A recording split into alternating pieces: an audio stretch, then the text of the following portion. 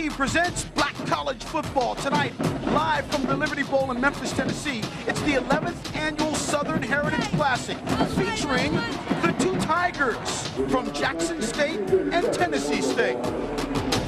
You're looking live at the Liberty Bowl, where an expected crowd of over 40,000 folks are coming into this stadium to see two teams who know each other meeting for the 35th time.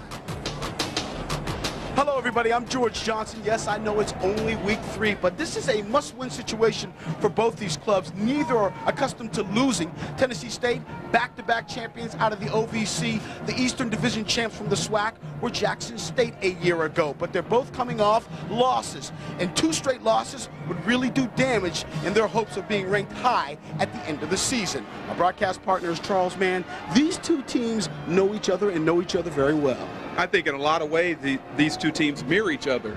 They both have made coaching changes.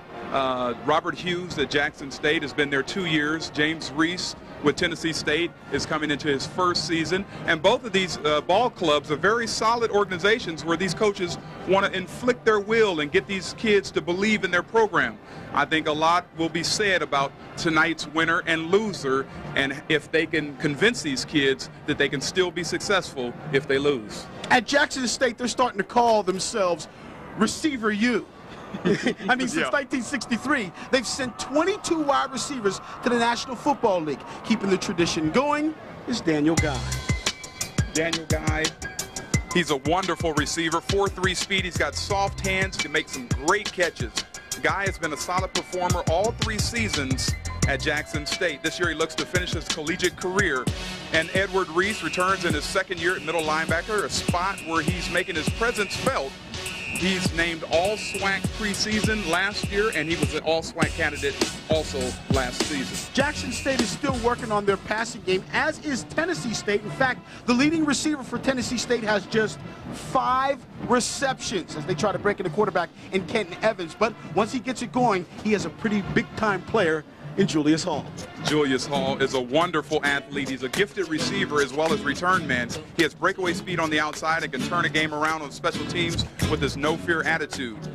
Take a look at the number 3s tonight on the field for both teams. There's Legarius Jennings, the All-American candidate at the secondary. He's the real backbone of the defense. He's a 3-year starter and has NFL scouts really checking him out this season. The players aren't the only ones with pressure on the back. The head coaches also have a little pressure trying to turn things around. That's Robert Hughes, the head coach of Jackson State, on the right. James Reese, just 31 years old in his first year with Tennessee State. We'll see if they can handle the pressure next here on BET.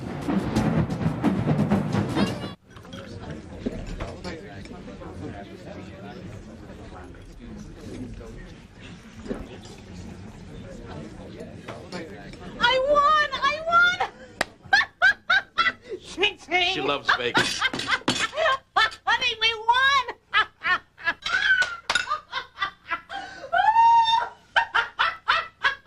How long has it been?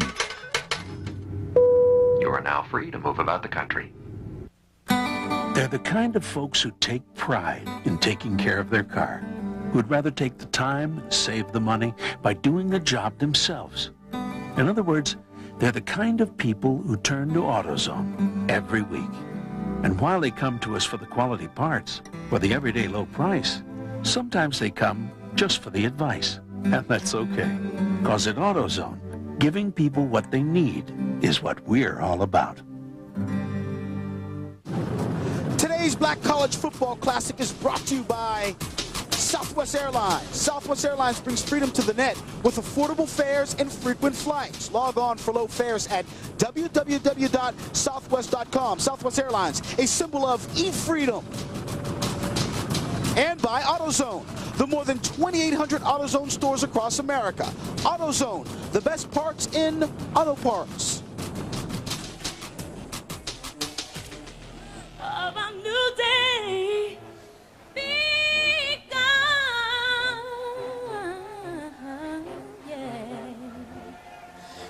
Let us march on till victory is won.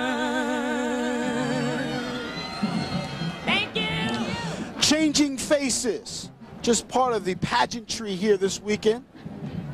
Down in Memphis, George Johnson along with Charles Mann as we get ready for the Southern Heritage Classic between Tennessee State and Jackson State.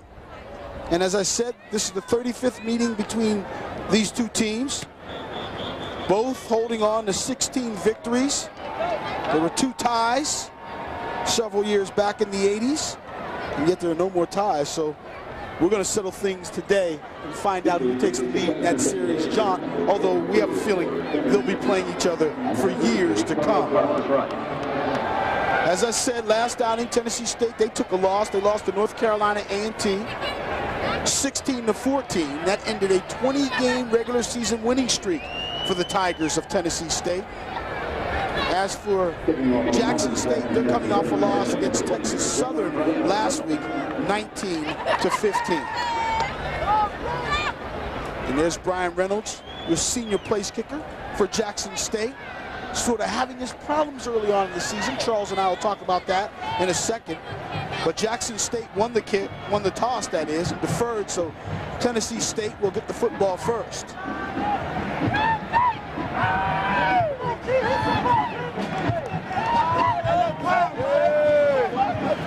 Hey, let's go, KB. Let's start this thing all right, KB.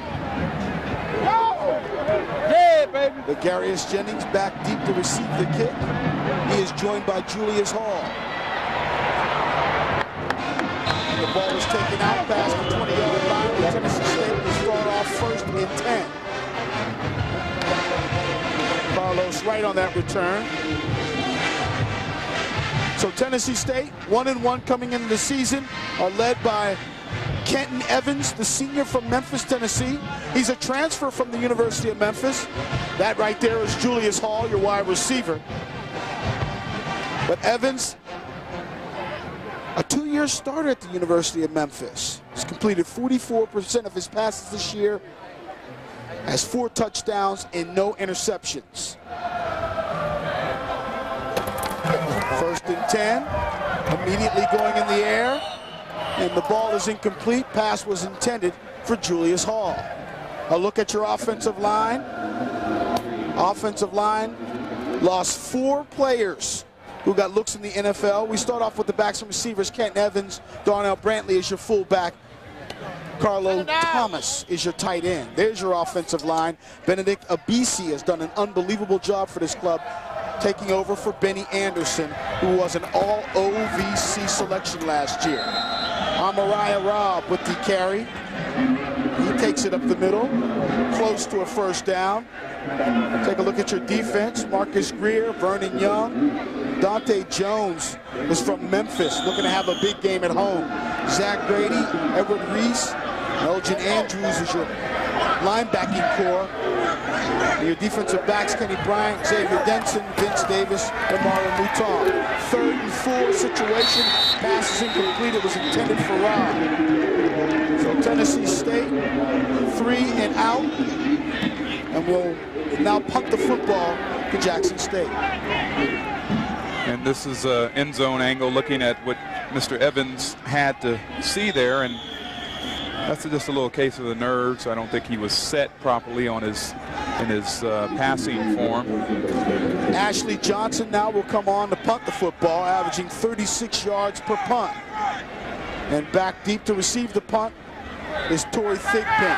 And folks, Torrey Thigpen is one of the most exciting players in all the SWAC. Does a little bit of everything. Nice high punt.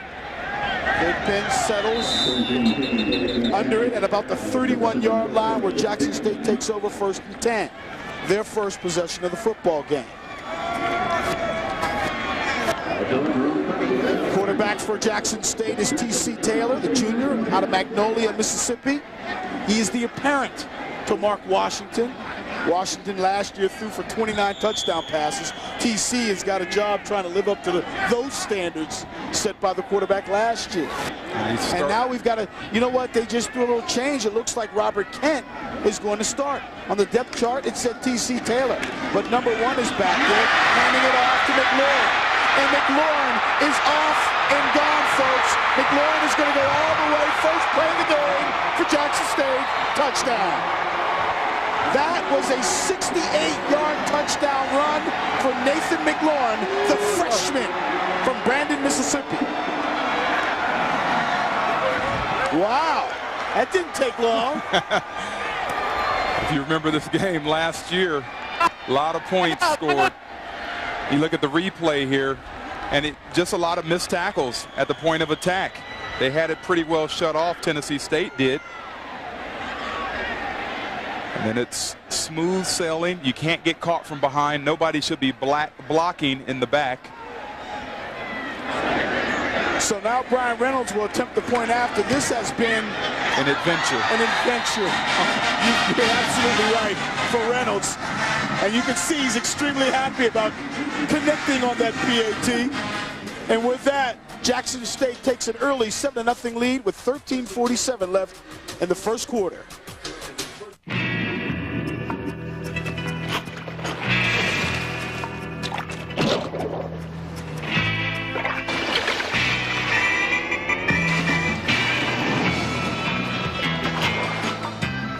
Light, airy cones of crispy corn.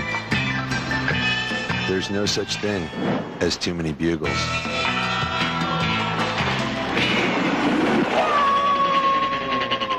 Bugles. More is better. Happy birthday, Daddy. Hey, Campbell's tomato soup, huh? You always knew Campbell's was good. Campbell's creamy tomato, huh? You just didn't know how good tomatoes could be.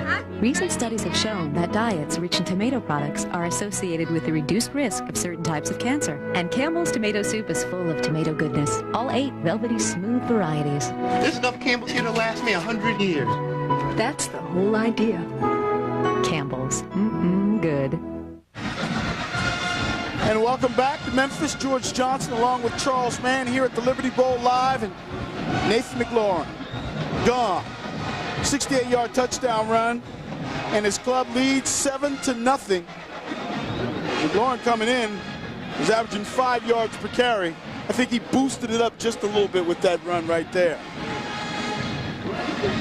We got to talk about this guy right here. There's Reynolds, the senior from Jackson, converted on that PAT, but he really has struggled so far this year. Well, you see how excited he was after making an extra point, and you would understand if you followed him this year. He's had it pretty tough. He's 0 for 4 in field goals and only 3 for 6 in point after kicks. In fact, it got so bad for him after the Howard game, he missed all 3 field goals and decided and thought that maybe he wouldn't play anymore this year. And missed 3 days of practice, but he's back. Legarius Jennings with the kick return, takes it out about the 25-yard line with Tennessee State now with their second possession of the football game. Looks to play catch-up now, down 7-0. The Tigers of Tennessee State, back-to-back champions out of the Ohio Valley Conference. Last year they finished the regular season 11-0 and #1 in all of Division I AA. You know, that doesn't mean anything, though, right now. Yeah, when you look at the numbers that this offense was able to put up, 37 points per game. They're averaging 26 points per game this year. And they're going to try some trickery early on. Hall passing. Hall's pass was intended for C.J. Johnson, the true freshman, and it was incomplete. That play right there is a play that you run early in the game when you get the defense trying to settle in and get in sync. And you see it right here. We only caught that at the end, but trying to use the nervousness of a team before they get started to try to hit them with a big play. Evans now has 3 receivers split to the left, 2 to the right. As I said, completed 44% of his passes. No interceptions so far this year for Evans. Trying to get out of the pocket, and nothing he's doing, folks. Great defensive play by Dante Jones, who forced the issue and left Evans with nowhere to go. I think as you look at this play on replay, you'll find that there really wasn't any pressure on Kenton Evans. He moves because he was concerned that there should have been pressure because he held the ball so long, but it actually wasn't. Third down and 18.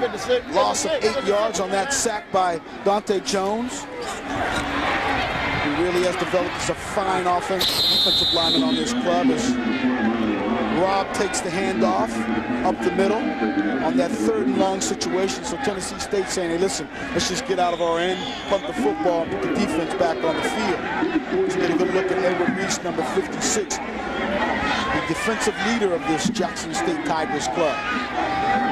So Ashley Johnson will come back on the field to punt the football.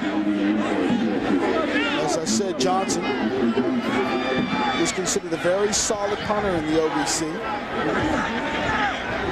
His longest this year is 43 yards. Thigpen is back, and again, nice high punt. Thigpen going to give this one a chance. Took it at the 39-yard line, still on his feet, trying to get to the outside. And returns this punt back about 4 yards, where it'll be 1st and 10, Jackson State. They have a 7-0 lead, and looking for more when we get back from this commercial break.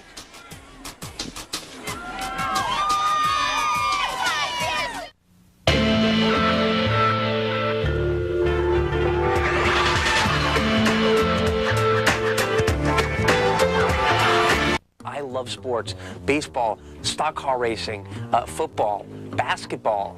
Watching sports, that is what I love about cable. Now with AT&T digital cable, I get even more. On new channels like ESPN News, Outdoor Life, ESPN Classic Sports, all through the cable I already have. I wish there were more hours of the day. You know what I would do? Fishing. I would watch more fishing. Yeah, so many sports, so little time. AT&T digital cable. For more sports, call now. Last year, insurance companies made over $23 billion in profits. Their powerful, high-priced lawyers will do almost anything to protect those profits. That's why you need a personal injury lawyer who isn't afraid to take on insurance companies in the courtroom. As Richmond's Commonwealth's attorney, Joe Morrissey never lost a jury trial. That's a perfect 54-0 record.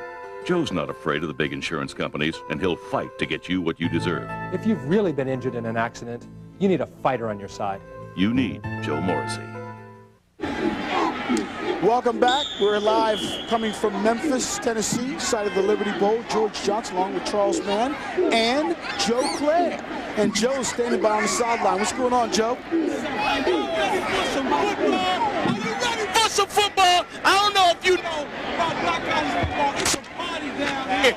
You know what I'm saying? It's a party going on. I'll get you in everything you know. Who got the best band? What's going on? Who's got the best chili? All of that. Keep it locked right here. BET Black College football. Back to George and Charles up top. What? All right, thank you very much, Joe. Joe has more fun than anybody in this stadium. You know that, don't you? Yes. Damian Ducksworth on the 1st and 10 carried the football for about a yard, and that's not a good sight right there. Ducksworth is the leading rusher on this club, and he's hobbling off the field. Keith Fawcett has come in to replace him. 2nd down and 9. And they're giving it to McLaurin, and McLaurin, I don't know what he had this morning in his bowl of cereal, but he's got a little pep in his step and picks up about 9 yards on that play. I can just imagine after running a long run like that, you want to get back out on the field as quickly as you possibly can, and you want to go with the same play. I'm sure he was in the huddle saying, hey, guys, let's run the same play again. Takes the ball out to midfield. It's 3rd down and 2. Again, inside handoff. And this time they go to Fawcett, and he has enough for the 1st down. So now with Damian Ducksworth, looks like he's coming back into the ball game, and Fawcett comes out. And this is just a run right here. I'm sorry, George. This replay is just a run off tackle, real basic. But you know what? You got to be able to stop those kinds of runs and execute on those kinds of runs if you want to run the football. McLaurin was your lone setback, and Kent tried to throw the football to Torrey Thigpen. Pass was too high to catch. Coverage by B.J. Fletcher, your linebacker. Now right here, Robert Kent is trying to throw the ball off his back foot. He never does get set, and he kind of hung out Torrey Thigpen to get a nice shot in the back. 2nd and 10. Ball is marked at the Let's say 45-yard line. Robert Kent, the surprise starter into the football game, pitching it back to McLaurin. And McLaurin is met by a host of Tigers coming his way. Leading the way, Walter Reese. As you see, Shanae Price right there also was involved on the tackle. And there's Daniel Guy. When you're running the ball out of the I set right here, a lot of times where you're going to find the holes is cutting it back. You see the pursuit of Tennessee State was right there, meeting McLaurin. Ducksworth is your lone setback, back with Kent. On a 3rd down and long, Kent throwing the football, looking for Guy on the out pattern, overthrew him. So that'll create a 4th and long situation. They'll bring out their punter. And actually, they don't have to bring him out. He's their quarterback, Robert Kent. Right. And that's the thing about Kent that Coach Hughes likes, is that he can do so many things. Punt the football, get back and throw it. Yeah, I mean, I don't want my quarterback out there getting hurt doing something else. Robert Kent has only completed 14% of his passes. Those first 2 throws in this past series didn't look very good. Kent end over end, back to Hall, who fields it at about the 7. Hall still on his feet. Hall finally brought down by Lawrence Story. He may have run 25 yards, but only picked up 15 on the return. So with 9:30 left here in our first quarter, Jackson State has the lead 7-0. We'll have more right after this.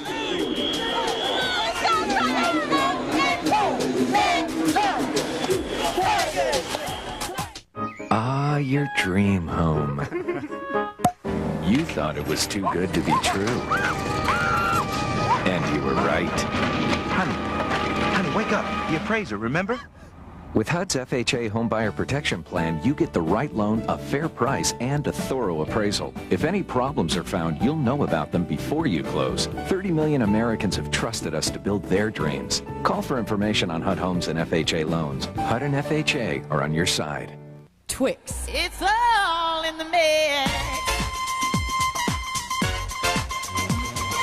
Creamy, creamy, chocolate, chewy, crumble, crunchy, cookie, cookie, crunchy, chewy, creamy, crumble, chocolate, chewy, cookie, crunchy, creamy, chocolate, chewy, chewy, crumble, cookie, cookie, crunchy.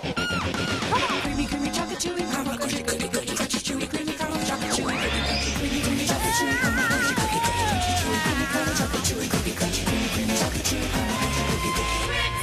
It's all in the mix.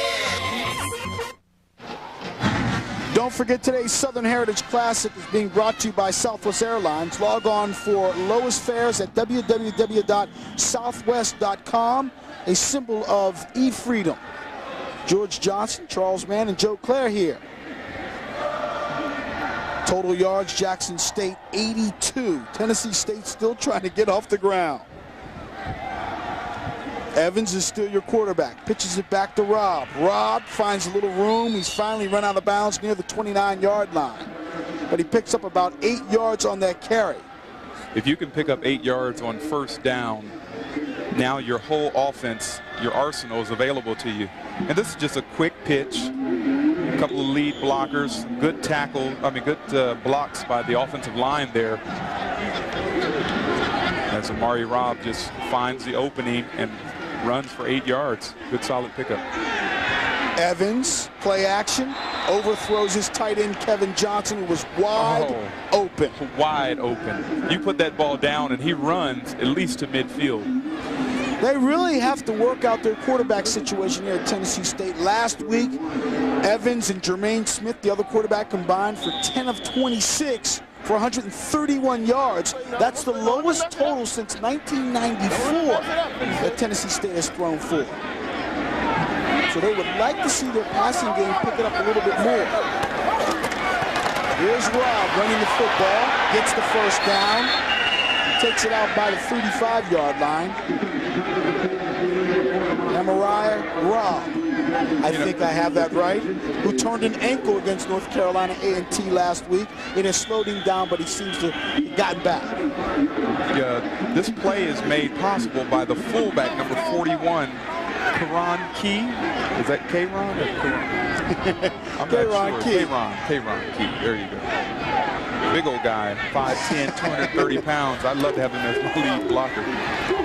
1st and 10. Ball's at the 35-yard line, and it's incomplete as, again, Evans looking for Hall, and you can see his face. Yeah, I mean, he's looking like, you know, come on, run the pattern right, or come on, you're not doing something right. What's wrong is the quarterbacks, both quarterbacks on both sides of the football, are throwing the balls high.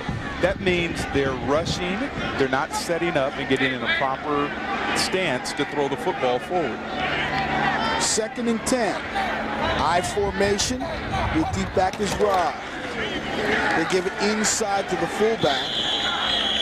And Brantley picks up maybe a half-yard at best, which is forcing the Tigers into a 3rd and long situation. And the way they've thrown the football so far, as you say, this could also be an adventure. Yeah, it's been quite interesting. They're going with 5 wide receiver set, and in a 5 wide receiver set, a lot of times what's open is like the quarterback draw up the middle, some kind of a run where you spread the defense out. This time he goes to his top receiver, Julius Hall, and Hall picks up a couple of yards, but not nearly enough for a 1st down. And you're wondering right now if maybe he's so used to getting it to Hall that he's not looking at the other guys in the pattern. Well, you know, I would say right there that, you know, you need 10 yards and you throw a 3-yard pass play with 5 wide receivers in there. It's like overkill, you know. Like the set was too qualified for the yardage that they picked up. Well, again, 4th down situation. Johnson is again in the punt. End over end punt. The Tory Thigpen bounces at about the 18, and boy, it takes a great Tennessee State bounce inside the 5-yard line, where Jackson State will start 1st and 10 from their 2-yard line. What a great punt. And great hustle play by Scott Cunningham to get down there and down that football. 59-yard punt. Great play, though, right here by Cunningham. Now, Thigpen has to get out of the way of that. When you see that ball moving around like that, if it bumped his leg, that ball could have been advanced for a touchdown. You want to get out of the way. So here come the Tigers of Jackson State. And they are deep in their own territory. Still at quarterback is Kent. Going to throw out of his own end zone. Going to throw deep. Looking downfield. And the pass was intended for Daniel Guy. Good coverage defensively back there. Garius Jennings back there defensively. There was a lot of pressure. Jason Ingsminger let his man get to the inside right here. Number 57, you see him coming to the inside. That's Grayson. And that forced T.C. Taylor to step out and not really set up to throw that ball properly. And that could have been pass interference. Little hands all over each other. Could have went either way. But Garius Jennings, you do not want to throw at him. They say the pro scouts come out to practice every day to see that young man play. Great defensive play there. Got a linebacker, Gar Holland, number 52.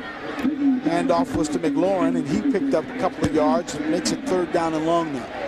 McLaurin is just big enough as a 215-pound freshman that arm tackles aren't going to work, and that's how he was able to spring that first long run for a touchdown. Well, he picks up about 3 yards on that play, make it 3rd down and 7. As Kent now goes into the shotgun. He's got Ducksworth back there as his lone setback. But he's throwing downfield as a receiver wide open. Lawrence Stewart could not come down with it. He jumped for the ball. He jumped too early. You know, you ever got hung on the rim, George, when you get ready to try to slam? I've never gotten hung on the rim. All right, well, let's see. Do I have any step stools back there? No, I don't. If you watch this, now it's a perfect throwing lane for T.C. Taylor. He throws this ball up, and this ball could have been caught. He jumps just a little bit too early. As you see the couple of different replays, that would have been a very nice grab and a very nice 1st down. So Kent now will have to punt the football. Deep in his end zone. And gets rid of it. Hall going to take it at about the 41-yard line, looking to get outside, still on his feet. Takes it down to about the 34. So a return of about 7 yards on that play. Julius Hall and his club now in perfect position for some points. They can make something happen here offensively, but they really have struggled, Tennessee State. You see this ball, a lot of times when there's fumbles like that and miscues, the defense overruns you, and you see the game-saving tackle by B.J. Fletcher right there. Great run by Hall. So it'll be 1st and 10. The ball is at the 35-yard line for Evans. Sending Toriano Morgan in motion and giving it to Robb. Big hole. And Robb slips and falls at about the 27-yard line. If he'd been able to stay on his feet, he'd picked up another 3-4 yards. The old eye set and cut back. When you're in the eye set like this, as we watch, great camera angle right here, the flow is going one way and Amari Robb turns and goes the other way. You're right, if he wouldn't have slipped and fell, he might have picked up 4 or 5 more yards. Robb is now joined by Brantley in the backfield as they go I formation. Evans going to throw the football. Had some protection. Now he's got problems, but he's gotten out of the pocket on the run, and the pass is too high. It was intended for Carlo Thomas, the tight end.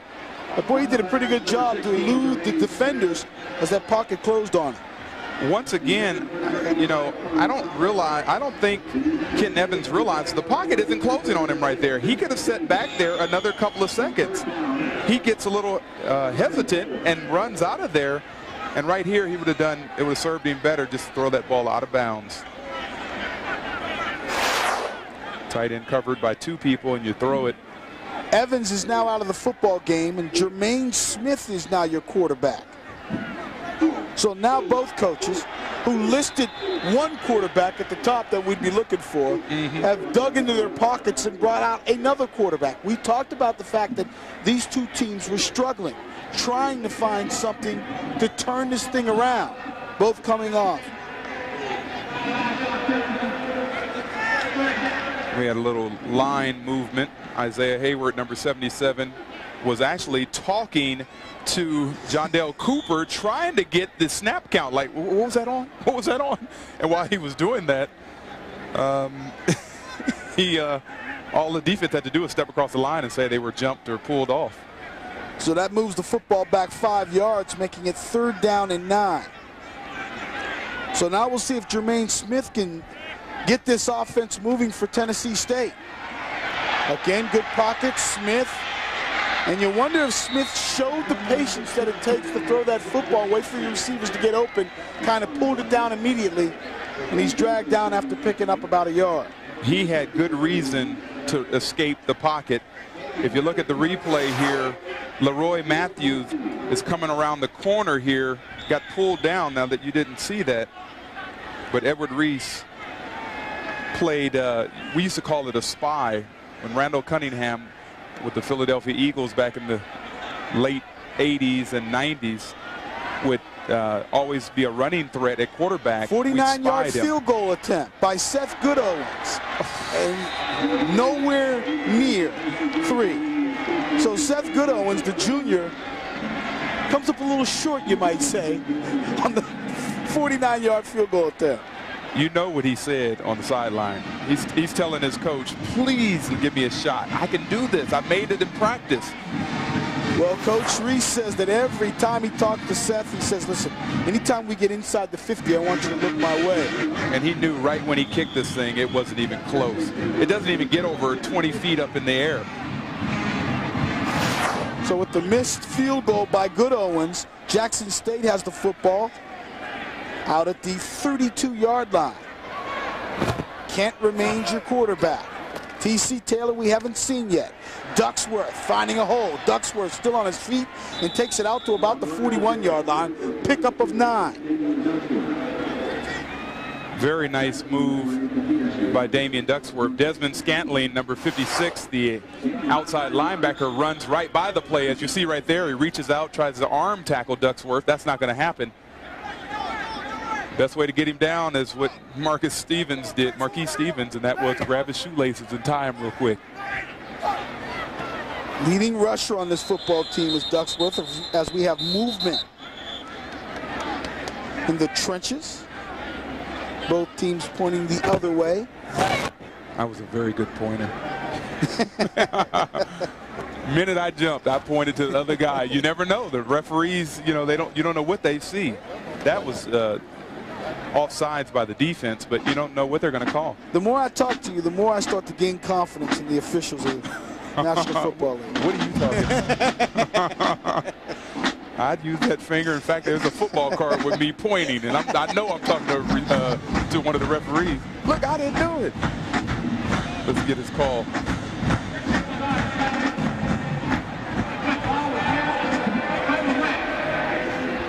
So they're saying there was no offside. I know, everybody was just dancing for no reason.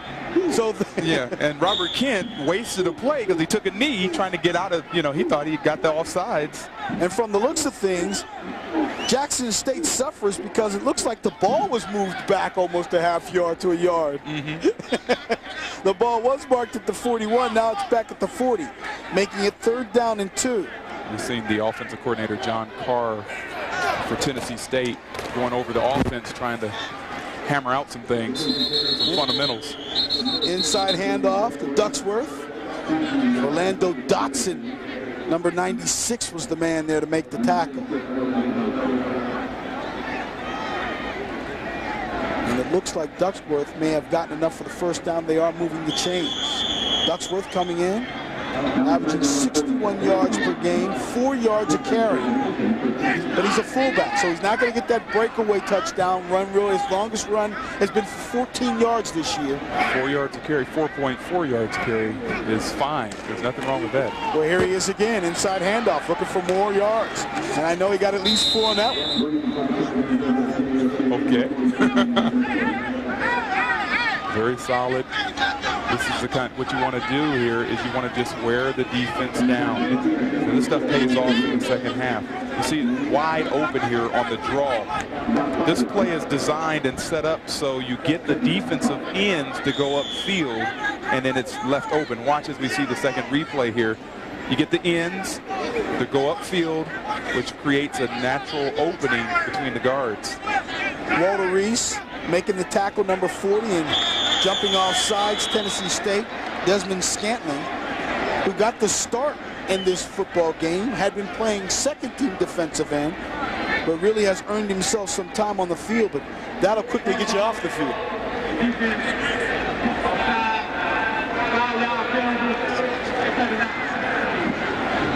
A lot of Desmond Scantling's effectiveness comes because he's quick, and he's quicker than the other player going backwards. He's quicker moving forward than the offensive lineman is moving backwards, and so you want to get the jump. And he's a stand-up defensive end, and a lot of times you can get the jump and have an easy sack. Here's McLaurin. Here's McLaurin. Here's McLaurin. Here's McLaurin. There's McLaurin. Nathan McLaurin already has a touchdown that covered 68 yards. And that one right there goes for 47. And what made this play happen and made it work, and I know McLaurin, he's a young guy, but I know he knows to go and shake the hands of his offensive line. But you know who made this go? Number 86, the tight end, and he wraps up the defensive end right there, just manhandled him and sprung McLaurin on the outside. And then he uses his speed. He's got wonderful speed. And he's just a freshman, folks. More of him. We'll see a lot more of him. On to attempt the point after is Reynolds. And the kick is up, and he is jumping all over the place. Brian Reynolds converts on his 2nd PAT of the game. And thanks to Nathan McLaurin's 47-yard touchdown run, Jackson State leads this football game 14-0. More coming next on BET right after this. Well, if you're a Jackson State fan, you're having all kinds of fun in this stadium. Then again, Joe Clare is not a fan of either, and he's having all kinds of fun. Down to you, Joe. Yo, it is off the hook down here. Now, you know know, Tennessee State has won this game for the past 2 years in a row, so they're not used to being in this position. Over there, they are partying hard. It's like, if you don't come to black football games, you don't understand how it is. But for those of you at home who know how it is, it's crunk. You make sure you keep the lock right here. We're in the middle of a good game. Back up to you, George. All right, thank you, Joe. So Brian Reynolds now will kick the football off. Back deep to receive the kick. Julius Hall, Legarius Jennings, 2 top players for Tennessee State. And maybe, just maybe, it's these 2 guys that are going to have to create something, make something happen to pull the rest of the team on their back. Because Tennessee State needs some kind of fire, especially on the offensive side. Get that defense off the field. Here comes Hall. Took it at the 5. Trying to get outside. And great coverage right there by Jackson State. Wayne Johnson is the man who came up and made the tackle. You can see 5 plays, 68 yards, culminating in a 47-yard touchdown run by Nathan McLaurin. And that's why Jackson State leads 14-0. And they're doing it the right way. They're supposedly Jackson State's offense is a West Coast offense. Now, what is a West Coast offense? Well, we're not seeing a West Coast offense. A West Coast offense gets it done through the air. Right. And this team today is surprising everybody, including Tennessee State, because they're getting it done on the ground. Are you surprised you haven't seen T.C. Taylor yet in this football game? No, I mean, he was in there in the first series. No, I'm not surprised. He has 1 TD and 4 interceptions. Robert Kent, though, only has a 14% completion rate, and 1 INT. So they'll keep it on the ground and keep giving it to Nathan and Dutchman. It makes sense. And already Tennessee State digging themselves deeper into a hole. You know, Tennessee State has had mental mistake after mental mistake in their first 2 games. 18 penalties in the first 2 games, and you see already today they have 2. Well, that was delay of game charged as they go deep, and it looked like Julius Hall had a chance to make that catch and just couldn't bring it in. He had a chance to make a easier catch than what he tried to do. Trying to catch the ball as you're looking over your outside shoulder is awful tough. Now, this is a pretty good throw by Jermaine Smith right here. He sets up, heaves this thing down the field, throws it to the outside where only Julius Hall will have a shot at it, and he tried to catch it over his shoulder. Looks like he got away with a little push-off, too, on Kenny Brown. Oh, everybody does it. You know, they all, Michael Irvin, Art Monk, Jerry Wright, they all give you a little shove as they're getting into their break. Once again, you're working on my confidence in the officials. Here we go, 2nd down and 15. Going downfield, and his pass was intended for Andy Durage. And that should have been picked off by Cecil Forbes, number 38. Great play on the ball. But you know what? The Redskins defensive people would have been upset with him for not making that catch. Now, you know, you only have so many opportunities at turnovers, and that was a great opportunity for Cecil Forbes right there as he makes the play on the ball and actually gets bumped. He gets bumped by Durage. But they were both going for the ball, so. And that's Andy Durage. Andy, right, the freshman. Not Andre. 3rd down. So far this year, Tennessee State has converted on 13% of their 3rd downs, but they get one right here. That's Donnell Brantley. He's still on his feet. Donnell Brantley taking it out the midfield. He is in Jackson State territory. Throw a flag in and tack on some more yards. Jermaine Smith pass. Well, I'm not sure if the flag is going to tack on more yards or if that's going to be a face mask. Well, we tack on some more yards after the play then, right? Well, I mean, an offensive face mask. I'm not sure. But Donnell Brantley. It is against Jackson State, 15 yards. 43-yard pickup right here. Hey, Donnell Brantley, not a lot of speed, but you don't want to tackle him, do you? What a great play and move right here. Just throwing the ball up to Donnell Brantley. Watch this. It's almost like a pitch. It wasn't a pitch. He threw it, flicked his wrist real quick, and Donnell Brantley is looking for open space and knows what to do with the football. You get 230 pounds coming your way. You start thinking twice about that.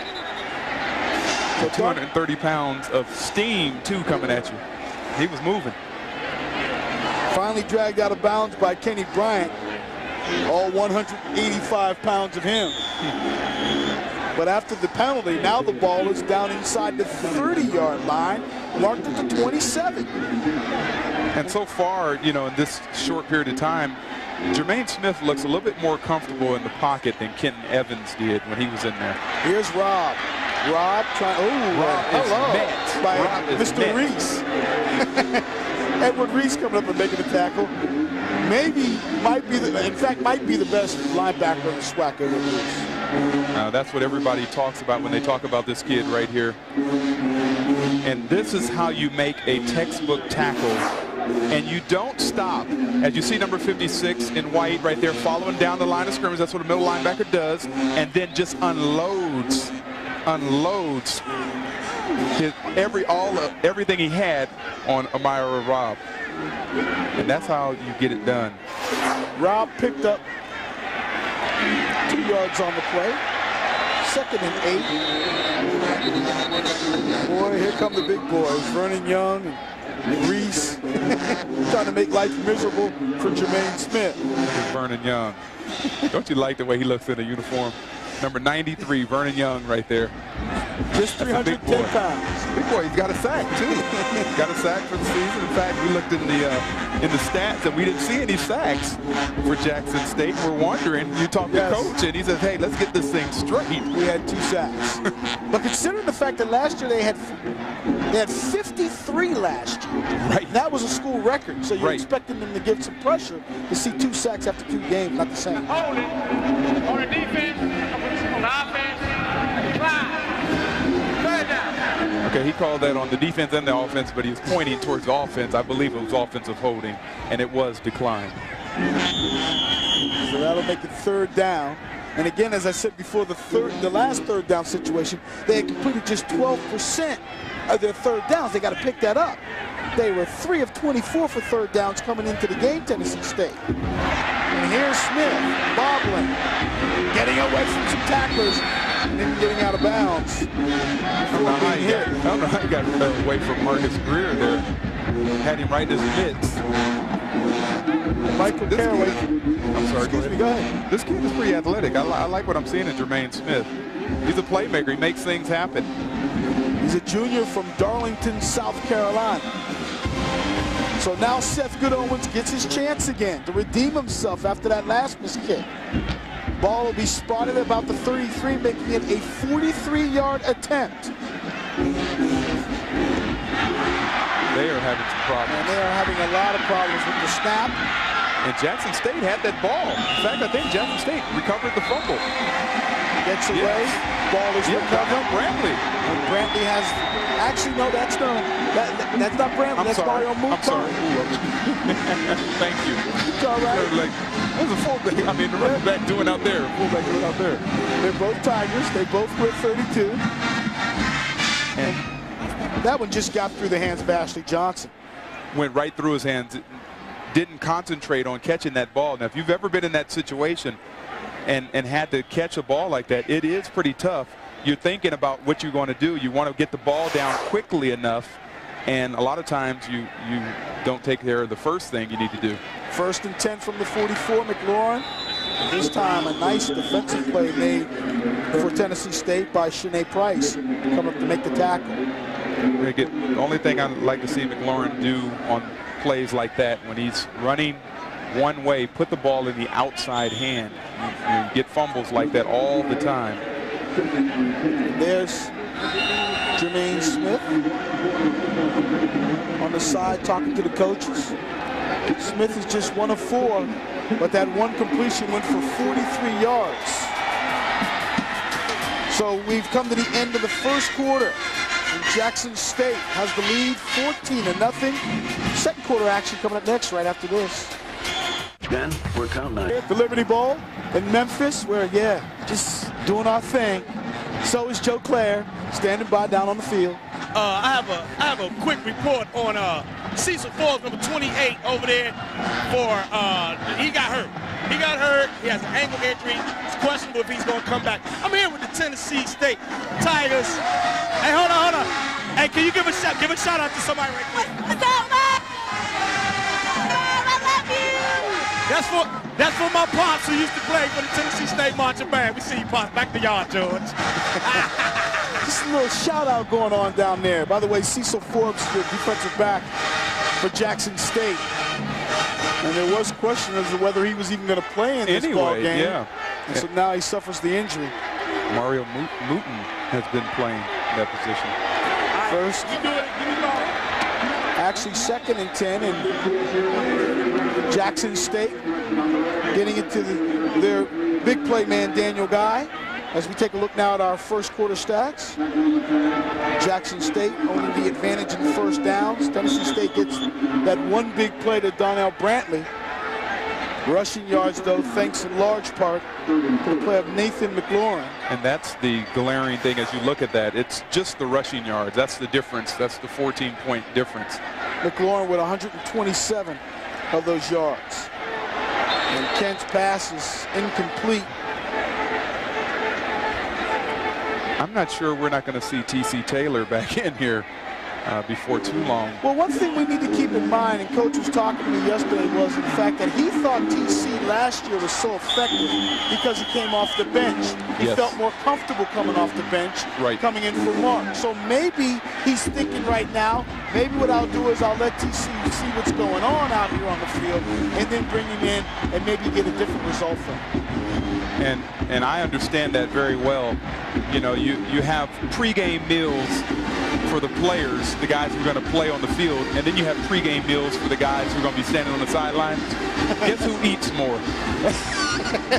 The guys standing on the sidelines don't have to worry about anything, okay? They just eat. And so you get relaxed and you get comfortable. Next thing you know, you run out and you have to play, and you're not all uptight. Kent punting to Hall. And Hall's going to let this one bounce. It's finally down at about the 17. They're going to actually walk it out to the 19-yard line. But Tennessee State, trailing 14-0, will take over 1st and 10. That's a good play by Keith Fawcett to stop that ball from coming back any further. 31-yard punt for Kent. And so here comes Tennessee State, and running the football for about 183 yards per game, which is a lot better than they ran the football last year. But considering the fact that they returned almost all their running backs, you would expect their running game to be tough. Kenton Evans now is back into the football game at quarterback. See if he can turn some things around. Inside handoff, no, he does with fake it, holding on to the football. That is so old. You get so mad as a defensive end, Marcus Greer, number 96. You have a sack, you're eyeballing a sack, and you can't seem to reel him in. Flag came down after Evans went down to the turf.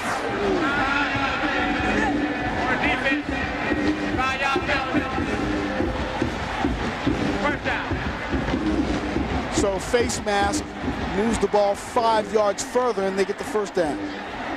Number 96 fakes out our cameraman there too, as well as number 96, Marcus Greer, who ran upfield, looked downfield to see who had the ball and realized the quarterback had it. And Elgin Andrews is the man who got the hand on the face mask. Here's Rob, got the ball stripped away from him, but he may have fallen back on it. And that was Edward Reese. Again, that middle linebacker, he's got that middle. You're not going to get any, if you're going to run the football, where Tennessee has had the success is running it on the edge. And watch number 56 in the middle of the screen right there, comes up and explodes into Rob and then rips at the football, and Rob does a smart thing and lands right back on it. So see, a heads-up play by Edward Reese, a linebacker, middle linebacker. He's thinking, get the football, make a big play with a turnover. 2nd and 10, and Evans going deep. Pass was intended for Durge. Could not get to it, makes it 3rd down. You go back to Edward Reese, number 56.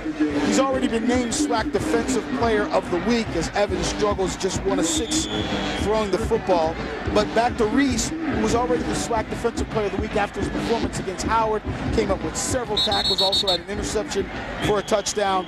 And Reese could be considered the best defensive player in the conference. And if he continues to play the way he's played so far early on in the season, he may get the nod.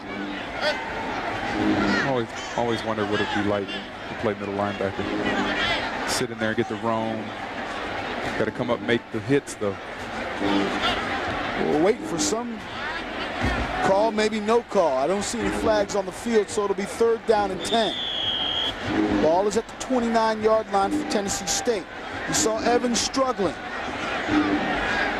James Reese, the head coach of Tennessee State, says we've got to pick up this completion percentage. Evans throws, ball's complete this time to Hall. Hall forced out of bounds, but not before he gets a 1st down, out by about the 45-yard line. And that set right there, that was 4 wide receivers. It was trips right, meaning 3 wide receivers to the right side, and Julius Hall on the left side all by himself.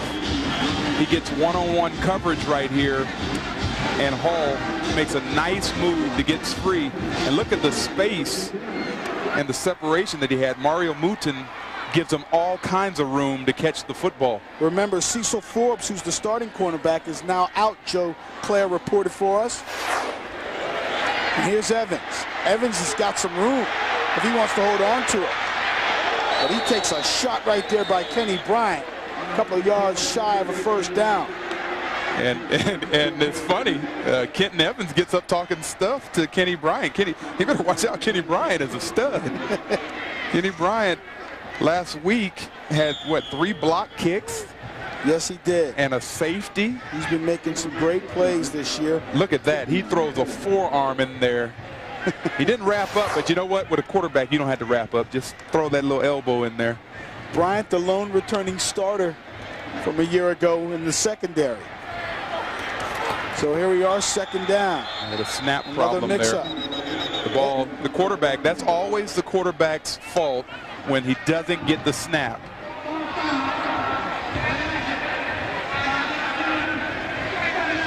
And they're calling it a false start. False start on the center. Maybe the center snapped it to nobody else moved. But I don't know if they had settled who actually had the loose ball, so that's probably a break for Tennessee State. Oh, yes, it is. Even though Kenton Evans never even gets the ball. He's looking down the field. You know, you don't have to look underneath the center. You know where the ball is going to go. It's going to go into your open hands. And Artis Johnson had fallen on that football, so they'll take the penalty in the 5-yard back, going backwards so that they can retain possession. 2nd down and 9. Evans going up top to Hall. And a good defensive play that time by Mario Mouton, who was not going to let Hall get out of his sights. Nice play. Well, you're wondering as you see Julius Hall, is he frustrated? Is this a guy who is waiting? Of course, Leon Murray was his quarterback last year before moving on to the Redskins. Leon, one of the top quarterbacks in all the OVC, in fact, one of the top players in the Ohio Valley Conference last year, but he doesn't have that same guy throwing him the football. Right, the receiver's only as good as the quarterback throwing to him. Once again, we have 4 wide receivers. We have trips to one side, and somebody ran the wrong route, and that's an interception. Pass was intended for Toriano Morgan, but it was intercepted by Vince Davis, the sophomore from Sturgis, Mississippi. And that's his 2nd interception of the year. That ball was just not thrown. That was an ill-advised pass. In fact, he doesn't, it was a mix-up. He's thinking one place, and the wide receiver goes to another. He's running an out pattern, ends up turning up because he sees the ball going further down the football field. And I got to tell you, it looked like he had all kinds of time. The offensive line looked like they did a great job on that 3rd down play. So there's Kenton Evans, really struggling. 1st and 10, though, for Jackson State after the interception. And look at just straight ahead running that time. Bulldozing. That's one of the advantages of having your leading rusher as the fullback, Damian Ducksworth, as he just kind of barrels ahead. 11:30 left here in our 1st half and counting. 14-0 is your score, Jackson State. 3-yard pickup for Ducksworth. And this young man right here has been the quarterback the whole 1st half, Robert Kent. When you talk to one of the spokespeople from Jackson State, and they'll say, the folks out there, they all wanted Robert Kent to play quarterback, but then they wanted T.C. Taylor to play when Mark Washington was the quarterback. They wanted Mark Washington to play when Graylin Pratt was the quarterback. Always happens. We'll have more after this. portion of today's game has been brought to you by AutoZone. With more than 2,800 AutoZone stores across America, AutoZone, the best parts in auto parts. 11-10 left here in our first half. And Jackson State scored their 2 touchdowns in the first quarter. Nathan McLaurin with both of them, one from 68 yards out with a run, and then he ran one in from 47 yards out. Because of that, that's why they lead 14-0, and they have the football. Nathan McLaurin, the human highlight film. Second down. 7 yards to go for a first. And now Kent will roll to his left. Got a good block out there. Finally forced out of bounds at about the 39-yard line. You've got a player still on the ground after that block. Kendrick Travis comes back and just unloads, and then had enough nerve to go down and say, "Are you all right?" Yeah, you got the wind knocked out of him. He'll be all right. You know, Sinead Price has been talking a whole lot of stuff out there. Watch this, and all you saw was it coming into the screen at the last second. Here we go. This better angle right here. You'll see it. Number 86 is going to come in flat. There he goes. You see the body rolling out of the screen there. And we have one more camera angle. Let's see if we can see it right here. There it goes, right there. Wow. Kendrick Travis, the tight end, puts a nice block. Meanwhile, credit B.J. Fletcher with the pursuit, the linebacker, who got a late start. Wasn't told he was going to start this football game until yesterday. And yet he's been very active in the football game, as Sinead Price. And yes, we are pronouncing that correctly. Sinead Price, not Shane. Chain. Always around the football is Mr. Price. Been a ball hawk since game 1 of the season. Third down situation. So they give it to McLaurin inside, and McLaurin had the ball knocked out as Antonio Jones came up and made the pop. And this is exactly what Tennessee State needs. They don't want to go into halftime down 14-0. You got to get a turnover. And right underneath the pile, everybody's fighting for the football, and that's what happens. Referees won't make the call until they see somebody come up with the football. It looks like it's still going to be Jackson State's football. You see it. Great hit right there. Damian Ducksworth was able to get the football back. And I think that was number 28, Ahmed Safahula, that makes the stick. Ahmed, just a freshman from Decatur, Georgia. So again, we're going to have roughing the kicker, the quarterback. There's a flag. Well, quarterback, kicker, same person. All. Well, will they call it roughing the quarterback, or will they call it roughing the kicker? They can call it either way. It's roughing still... Mr. Kent. Now, if we can get a replay, I don't know if we're going to see a replay of this or not. Let's hear what the referee says. I know it's roughing the kicker. Roughing the kicker on a defense. First down. What a big turnover. Look, and we do have a replay. What happened is Robert Kent took his sweet time punting this football. He's a little slow here. He almost got that blocked. I mean, that was legitimately almost blocked. By Corey Green, yeah, the safety. But because of the penalty, the ball is now moved inside Tennessee State territory at the 45-yard line. So a costly penalty with 10 minutes left here in the second quarter. And now they're asking the bands to quit playing. Never quite understood how you can come to a college football game and not expect the bands to play. And ask for no noise. You want noise. And the band complies. It's not the first time they've been asked to be quiet. By the way, folks, I guess that's our cue for promoting that the bands will be coming your way. We will not keep them quiet, we promise you, at halftime. Jackson State going with 4 wides. First and 10, and pass is overthrown, intended for Lawrence Story. I'm not sure if Robert Kent has put a ball down in somebody's bread basket right in their gut today.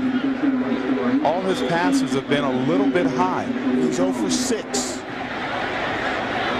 So he hasn't completed any passes. Good thing that his buddy Nathan McLaurin has brought his A game. There, right? There's your wide receiver, Daniel Guy, the senior. And he's from Memphis. He's looking to have a big day in front of the folks. Can't. Under a lot of pressure, gets rid of it. Great pressure by B.J. Fletcher, who we talked about earlier, and just about how active he's been so far. And look at this, B.J. Fletcher comes off the corner here. He's unblocked. And Kent couldn't understand why he was unblocked. You're supposed to get that sack now. You run unblocked. Good play, though.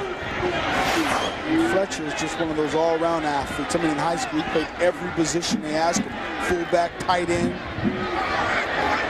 Also played center, and now linebacker.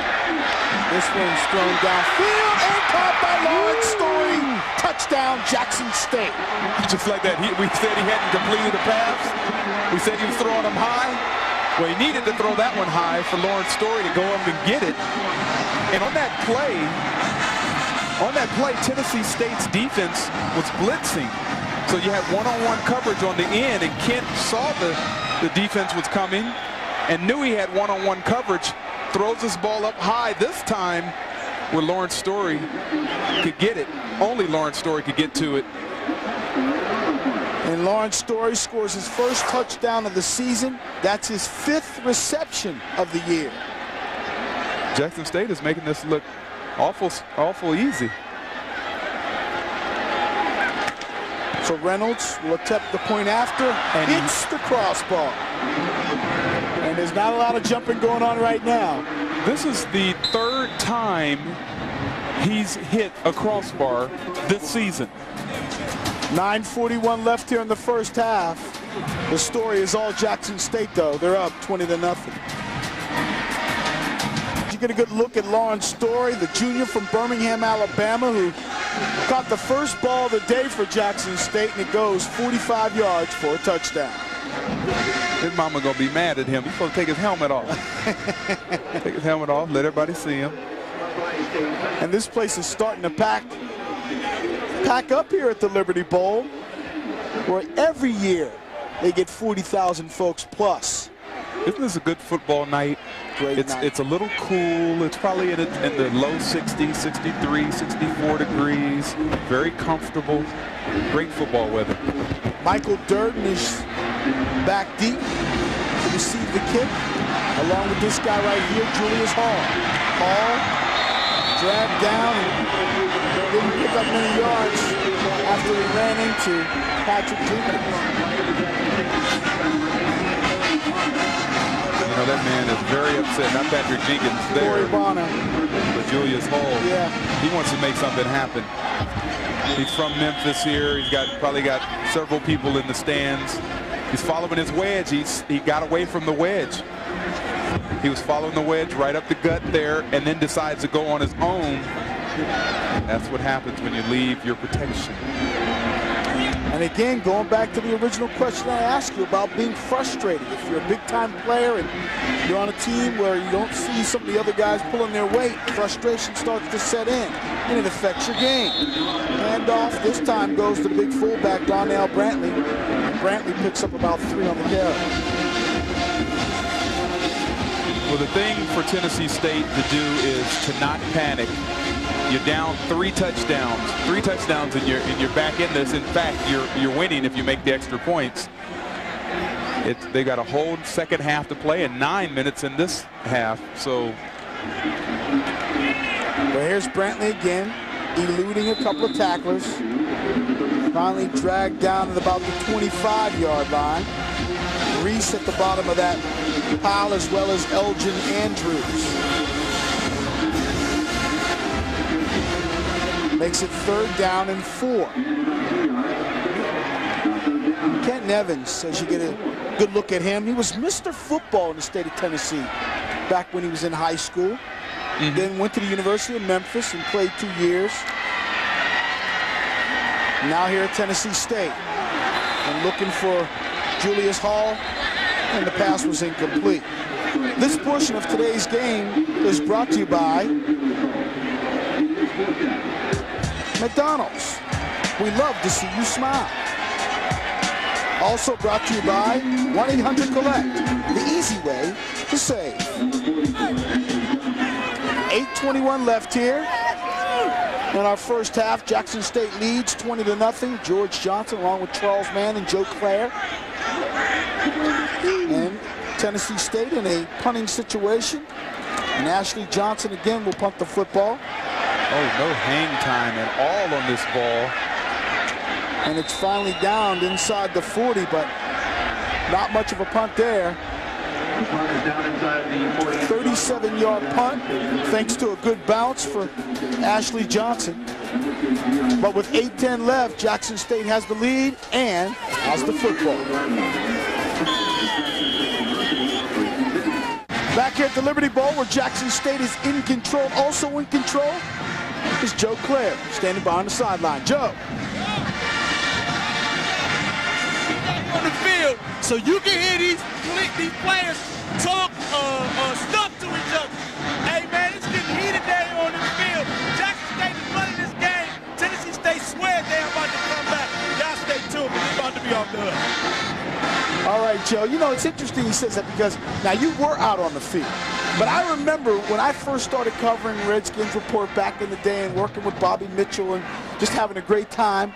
Right. By the way, hi, Bobby. Just standing on the sideline and watching you guys play, that was a whole new world. It is a whole new world for the fan who doesn't realize just how fast and how hard you hit. An interception right there. And that's what Tennessee State needed. Robert Kent again throws the ball high. He's thrown every ball high except the touchdown pass. And Sinead Price, who had to leave the football game after getting his bell rung, did finally get back and gets the last laugh as he makes the interception. For Price, that's his second interception of the season. As we look at this on the replay now, once again, it's just not proper quarterback mechanics in throwing the ball, releasing the football. Now keep in mind, Lawrence Story is 6'5", so and if you can throw it over 6'5", man, yeah. It's high. Here's Evans. Evans immediately going downfield, and it's up, and it almost goes back into Hall's hands. Unbelievable play right there. Back defensively was Xavier Denson, who got a hand on it, but then almost knocked it right back to Hall. Xavier Denson when he sees the tapes of this, he should have made that play. He knows he should have made that play.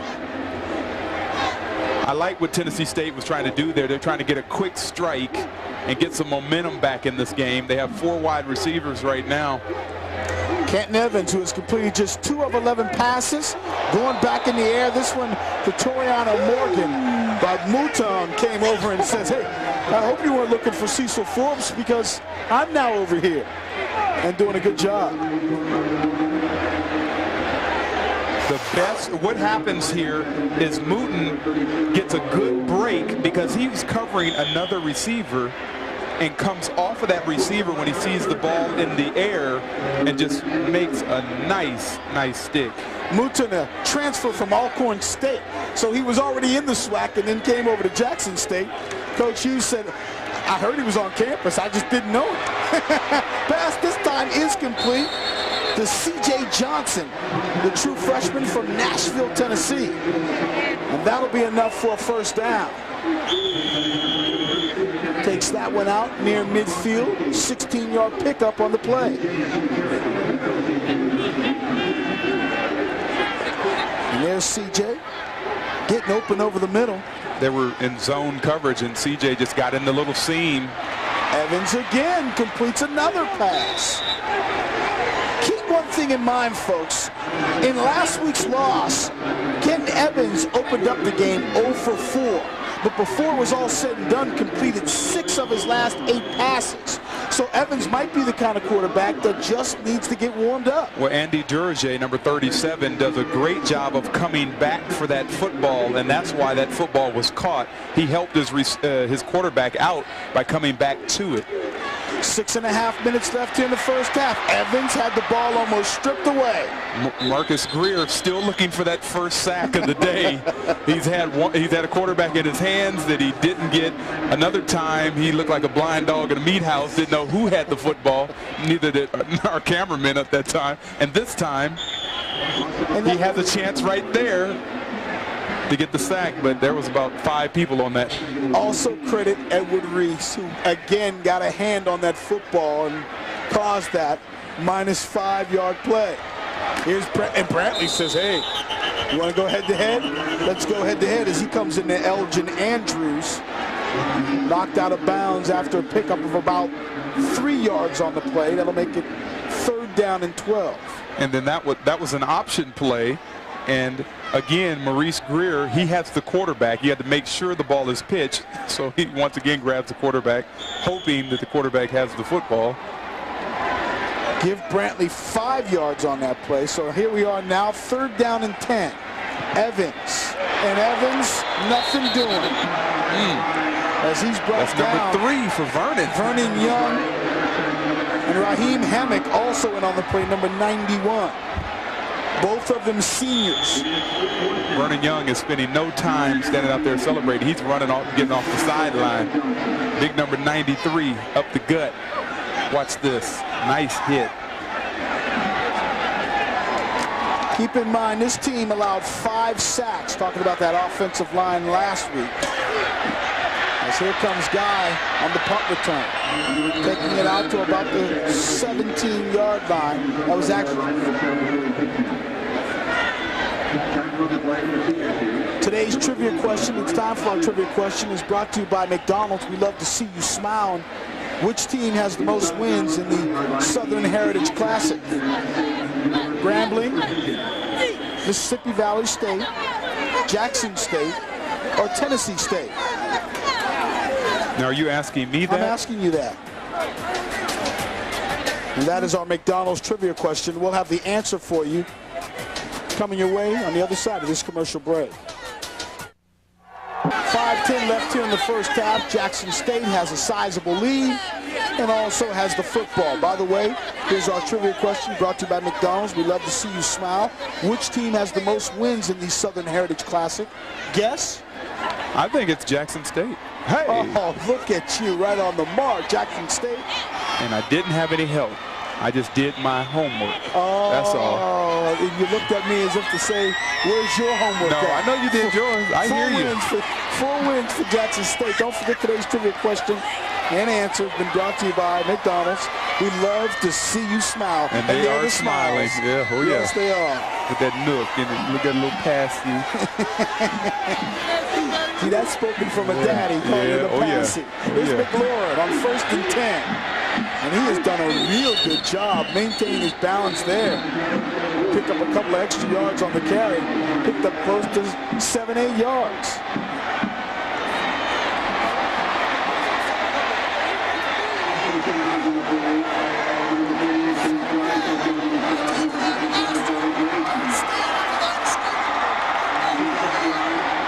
I think Jackson State is saying to themselves, let's eat up these 5 minutes by keeping the ball on the ground. We got away from that a little bit. Let's put the ball back down on the ground and march down the football field. I formation behind Kent, who's been your quarterback all half. And they try to find Daniel Guy, and Legarius Jennings was there defensively to knock the football down. Did they not hear me? This portion of today's game is brought to you by McDonald's. We love to see you smile. Must be a whole lot of burgers going on down there in the stadium.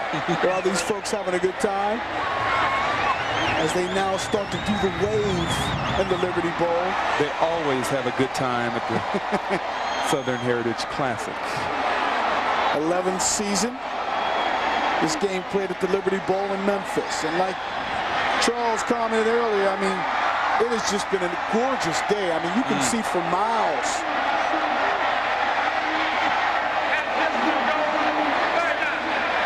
And that foul was called after the play. There was a little pushing and shoving going on after the play. And Jackson State hurt themselves and put themselves in a hole. You know, I still say that Jackson State right now, with under 5 minutes to go till half, would be smart if they would keep the ball on the ground, eat up the clock, and go into the halftime up 20 points. But they're thrown again. This one was intended for Torrey Thigpen. Great coverage over there. There were 3 Tennessee State Tigers, but like you said, the clock stops with 4:48 left. I don't understand this. I don't see Robert Kent has not done enough in the air to impress me. Okay, and you're backed up. You got the lead. Eat the clock up. Get into the halftime. Regroup and come on back out. As it stands now, after that 3rd down play, they're going to have to punt the football. Kent back in his own end zone. And boy, here came the pressure. He went down.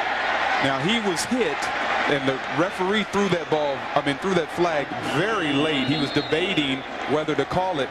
I'm telling you, I don't know if this is planned or what. But what we're seeing right here, and that was running into the kicker. But it's only a 5-yard penalty. Right. So that won't give them a 1st down. He is waiting awful long to kick that ball. There were 4 guys, 4 Tennessee State players right there waiting to block this punt. So that makes it now 4th down and 12. Excuse me, Charles. Yeah, well, he'll get a little bit more room to kick the football. I don't know if I want my quarterback with his leg all up in the air and guys coming after him. My starting quarterback, that is. Carlos Wright is back deep to receive the punt. He's standing at the 42-yard line. He got that one. He got his leg into that one. He's got a chance to return this one. Carlos makes a move and takes it out past midfield. He's brought down by Keith Williams, so it'll be 1st and 10 Tennessee State. They've got 4 minutes and 25 seconds left here to try to mount some kind of drive. We'll see if they can do so right after this. Of today's game is brought to you by AutoZone, the more than 2,800 AutoZone stores across America. AutoZone, the best parts in auto parts. And with that, we take you to our AutoZone Take Charge play of the game. And for that, we do a little Shanae.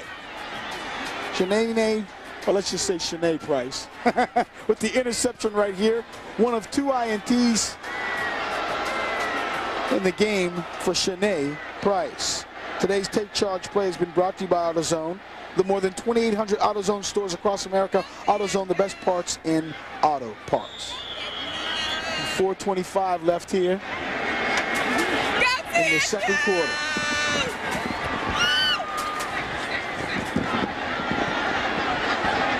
And Charles Mann just had a Too Tall Jones sighting, the former Tennessee State Tiger. As Kent Evans on 1st down, getting away from pressure, still on his feet inside the 25-yard line, knocked out of bounds by Elgin Andrews, but not before he picked up big yards on that play, taking it inside the 25-yard line.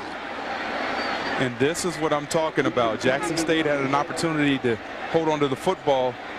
They're going to let this team, this young Tennessee State team, get back in it. Kenton Evans with a nice move, shows some nice speed. He was running to get out of bounds and stumbles before he gets out of bounds, and Elgin Andrews makes him pay. 28-yard pickup, though, for Evans. 4:14 left here in the 1st half. Evans looking into the end zone. Pass was intended for Durager. Good coverage back there defensively for Jackson State. Zach Grady, the strong side linebacker, came around the corner and almost unloaded everything he had on Kenton Evans. Kenton Evans, though, is not even concerned about the hit he just took. He's trying to get his receiver to run the right route. Well, I've seen a lot of flags go down and this has been a very no recourse whatsoever, but that pass was not catchable. Yeah, this has been a kind of a sloppy game in terms of the play, not the referees. The referees got to make up their mind and be a little bit more assertive, but I'm talking about more of miscues and mistakes. 2nd and 10, ball at the 21. Evans again getting a lot of pressure. Lofting this one up into the end zone. And the pass is intercepted by Xavier Denson. Great play by Denson. I was surprised, though, George, that we didn't see a flag. There was some hand checking going on. The referee looked dead at it and decided not to make a call. As you see this replay, you know who made him throw that ball was Zach Grady, the outside linebacker. See the bumping right there? Before they went up in the air, there's hand. You see Xavier Denson's hand is sitting right on Julius Hall, making sure that he couldn't jump for the football. So this team coming into this game, I'm sorry, Jackson State's team coming into this game had 5 interceptions. Denson also the second leading tackler on this defense. So picking up his first interception to go along with the fumble recovery he had earlier in the season. And the fact that he will hit you. Got a pretty good safety back there in Xavier Denson. And now Jackson State's offense is doing what I said they should have done in the last series, and that is keep the ball on the ground and eat up this 3:30 clock. The clock is at 3:25 and counting right now. Uh-oh, look at the bands. The bands are moving into position. Yes, indeed. The show is on its way. Here's Ducksworth trying to get to the outside and nothing doing. Great play by Curly Grayson, the junior from Memphis, as he got a hold of that shirt and he said, "You're coming with me." Corralling the big fullback, as you can see. Man, look at him. The calm before the storm. And that's that sonic boom of the South getting ready to do their thing from Jackson State. I'm sorry, Curly Grayson reminds me of Ricky Jackson. Remember Ricky Jackson played for New Orleans Saints, and before that played. Now that's not because he's wearing 57, is it? No, I like what I'm seeing in him, and it reminds me of. Who did Ricky play college ball with? Pass over the middle. Great defensive play by Legarius Jennings. We already had our trivia question. Oh, okay, so I can't throw it back. Okay, let's go. University of Pittsburgh played defensive end on the other side. The other defensive end on the other side was Hugh Green. He had a long career with the Miami Dolphins, played with them. Not as long as Ricky's career. Look at this, and this ball was a much better thrown football right there to Torrey Thigpen, and just great defensive play to tip that ball. Jennings has shown some flashes of being a really good cornerback, one who can play on Sundays next year. As Kent punts the football. And we do have the opportunity for a return. Bringing it back the other way was Carlos Wright. Wright picks up about 8 yards on the return. And that's where it stands. We still have 2:12 left here in the first half. Jackson State leads by 20. The Southern Heritage Classic is being brought to you by Southwest Airlines. Log on to Southwest Airlines, www.southwest.com for the lowest fares. Southwest Airlines, a symbol of e-freedom. Coming up, our halftime report, also brought to you by Southwest Airlines, as we update you on the first half actions and also give you a pretty nice peek at both bands. So here's Tennessee State. They trail 20-0. And Amariah Robb with the carry. About a 7-yard pickup for Robb, the senior from Gallatin, Texas. George Johnson along with Charles Mann. Joe Clare is on the sidelines for us, as you get a look at Kenton Evans. Evans has struggled here in the first half, completing just 5 of 16 passes, including 2 interceptions. He's thrown for 49 yards, Charles. Oh, my God. Did you see what just happened? Dumps this one, though. Nice. To Brantley. And Brantley is tripped up, but not before he picks up the first down. His best pass is that little lob pass. And both times, it's just as effective the last time he threw it earlier in the first quarter. Vernon Young runs right past the quarterback. There goes Donnell Brantley. A nice pickup. Moulton with the tackle. 1st and 10. We've got a receiver totally out of bounds, and Julius Hall's looking for the interference. And there should be one. There should be a flag. It came in late. Mario Moulton pushes the receiver out of, shoves him out of bounds. We had a flag thrown. Well, the ball was in the air. The flag is thrown. It didn't have any velocity on it, so it's right around the 22-yard line. The flag is sitting near the sideline. Well, but if you look at that Tennessee State coaching staff, they were also in danger of having a penalty thrown on them.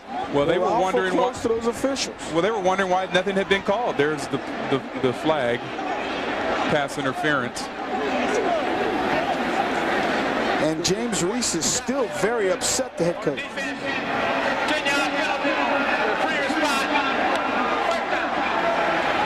What I don't, as you see the replay here, Evans keeps his eye on his receiver the whole time. You see that shove?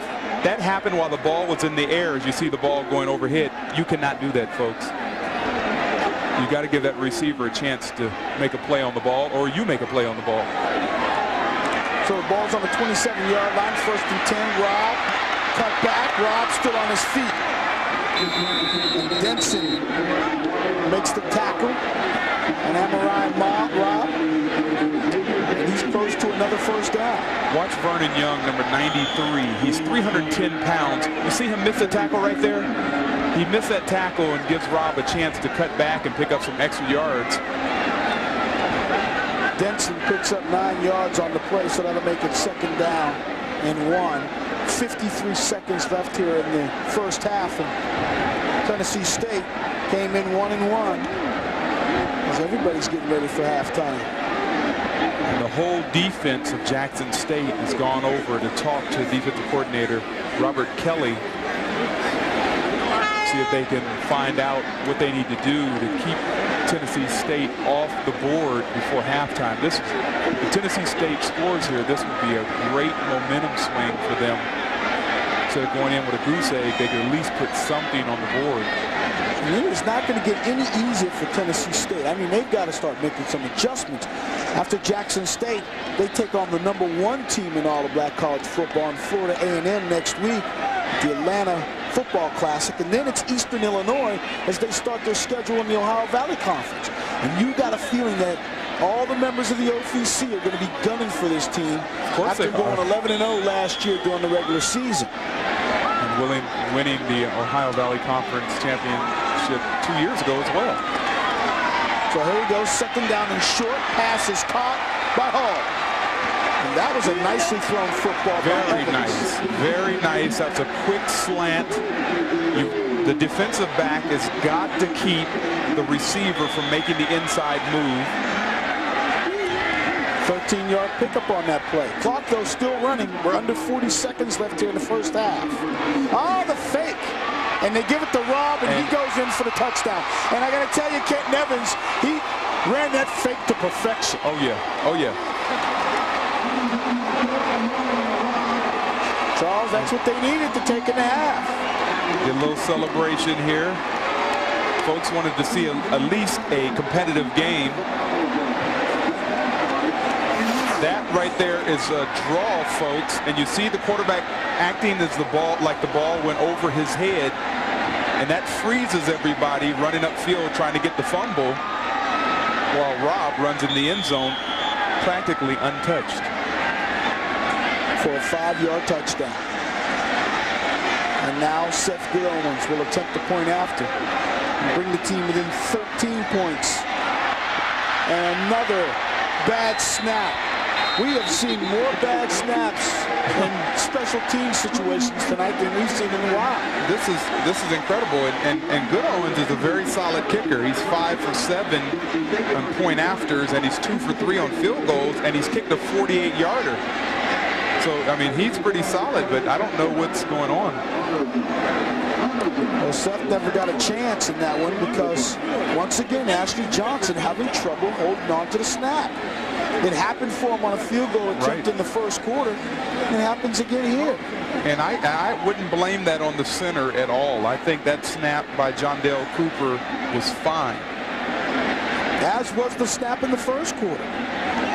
It's just a matter of looking that ball in. I remember before practice one day with the Redskins, we were out there and I was taking long snaps and I was just trying to catch them like a punter would catch them, and just seeing what and they come back there awful fast, and if you look away, you'll miss that ball. Yes. I mean, it's a lot harder to do than you think. So I can just imagine a holder having to catch it, put it down, get his finger out of the way so you don't get it kicked. Right. And all that happening in a very short time, so the kicker can go through his motion. Well, when Brian Reynolds missed the point after a little while ago, you thought maybe that might come back and hurt them, but with this missed point after, now it's still just a 14-point game for Tennessee State. No advantage, but they do have to put the ball in the end zone a couple of more times. Here's Toy Thigpen on the kickoff, looking for a hole. And they said here at Jackson State that Thigpen is just waiting for that hole. He's due. It's about time he break one. He's your leading punt returner in the SWAC. And for Tennessee State, 5 plays, 60 yards. Took just a little over a minute and a half to get it in. The pull within 14 points. And you wonder when you're late in the football game, Charles, sometimes you get your best drives because you're not thinking too much. It's more reaction as opposed to thinking when time is running out on it. Well, a lot of people complain about the 2-minute drill. When teams can move the offense all the way down the field very quickly, you wonder, why did they do that the whole game? And that's a question that you got to ask. Why don't we run our 2-minute offense a little bit more often than at the last 2 minutes of the football game or 2 minutes before the half? That's what you practice at after every practice. At the end of the practice, you finish those practices with the 2-minute drill. And so you work on it, then you get a chance to do it out here. And that's really what Tennessee State did. Nathan McLaurin in that last play met by Desmond Scantling. And I mean met. Scantling, they said, how do you do? And probably wasn't as cordial as Nathan would have liked it to be. Okay. 2nd and 12 is the situation, but we've got 15 seconds left on the clock. And if you're JSU or a fan of JSU, you would figure that the Tigers are just going to take this snap and down it. Take that lead and get out of here. Let the bands come out and do their thing. As you get a good look at Robert Kent. And Kent has completed just 1 of 12 passes. He came into this game only having completed 14% of his passes, okay? 14. And yet his club leads 20-6. So maybe it's not the numbers as a flag is thrown at about the 25-yard line. And in this case, that flag was thrown. It is a call, and it should be defensive offsides. It's another disregard the flag. All right. So flags are just coming out from, there's a quick twitch on somebody that's pulling that flag when they don't really mean to pull it. Absolutely. Inside handoff this time goes to Duxbury. Walter Reese brings him down, number 40, but that should do it here in the first half. So Jackson State has pretty much been in control in this one. Tennessee State was able to put 6 points on the board right before the end of the first half, thanks to a 5-yard touchdown run by Rob. But it really has been the Nathan McLaurin show. He's had touchdown runs of 47 and 68. The 68-yard touchdown run was Jackson State's first play of the game. And because of the big runs by McLaurin, and then the touchdown pass to Lawrence Story for 45 yards, Jackson State leads this one 20-6 over Tennessee State. Both teams in the series between the two have 16 wins to their credit. As you see, Jackson State out of the SWAC, Tennessee State from the OVC. So we go to commercial break, and when we come back, we'll have loads of halftime festivities here on BET.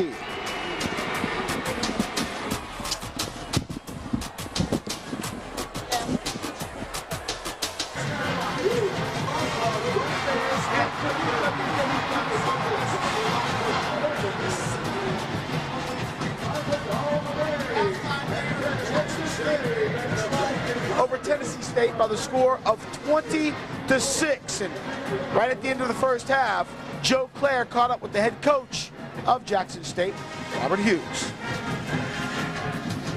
All right, y'all, I'm here with Coach Robert Hughes at Jackson State. Coach Hughes, can you tell us, congratulations on your first half, congratulations on your first half. Can you tell us what you expect for the second half? We're going to have to come out and put some more points on the board. 20 points is not going to win this game. We're going to shut them down. We can't let them score again. And we got to take the game and put it in our hands. What is the one factor that you have to take out of Tennessee State's game to make sure that happens? We're just going to have to come out and step up our tempo. All right, back to y'all, George and Chuck. Thanks a lot, Coach. Appreciate it. And welcome back. So Robert Hughes obviously knows that his team has to put more points on the board to keep Tennessee State at bay. Right now, it's the sonic boom of the South on the field as Jackson State's marching band is out there. Dr. Lewis Liddell is your senior director. Jimmy James is your chairperson. So sit back and relax as the sonic boom of the South entertains you.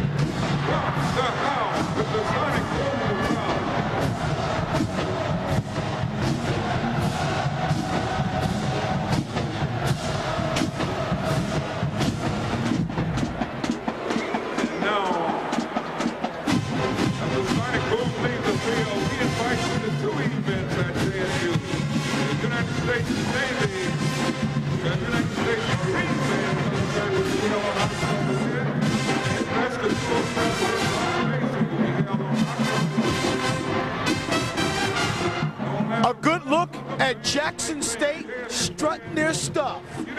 But the show's just begun.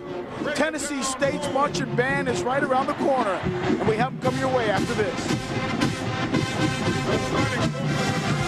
Director of Bands, Louis Liddell Sr., Assistant Director of Bands, and Head Arranger. Welcome back to Memphis, Tennessee, where it is halftime here. Jackson State and Tennessee State going over the adjustments for the second half while the bands perform. By the way, this week's random drawing winner of the Pizza Hut Party Prize is Catherine Taylor of Clinton, Louisiana. Congratulations, Catherine. You will receive a $100 Pizza Hut gift certificate for submitting the correct final score for the last Southwest Airlines Black College football game right here on BET. You could be our next winner by sending in the final score of today's game, the address on your screen. So we're here at halftime. George Johnson along with Charles Mann. As you can see, the Tennessee State band out there doing their thing. But let's talk very quickly about Tennessee State. Able to put some points on the board prior to the end of the first half. Momentum enough to get them back in this game? I don't know if it was momentum enough. I think that the missed extra point could put a damper on that. But I think what Coach Reese has to do is he has to go in and tell this young ball club that we're only 2 scores away. We can do this thing. On the other side of the ball, Jackson State has not looked that impressive at 20-0. I mean, you take away the freshman running back, the kid, and you know, they're in a shootout of 6-0 or so. So both teams are not doing that well, except Jackson State has made enough plays to stay in this ball game. Okay, well listen, still got halftime festivities for you as we take you back to the field and watch Tennessee State's band do their thing. Ladies and gentlemen, boys, beauty, charm, the sophisticated ladies, as Shake Your Groove thing.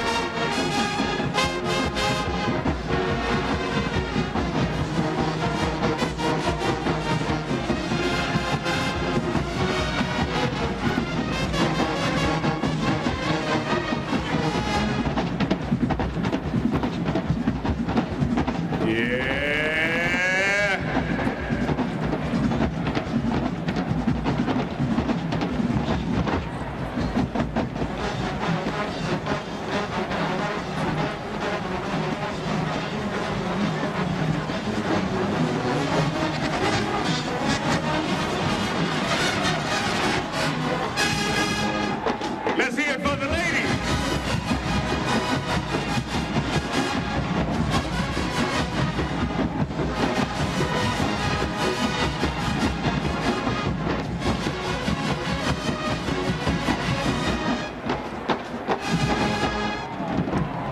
All right, sophisticated ladies.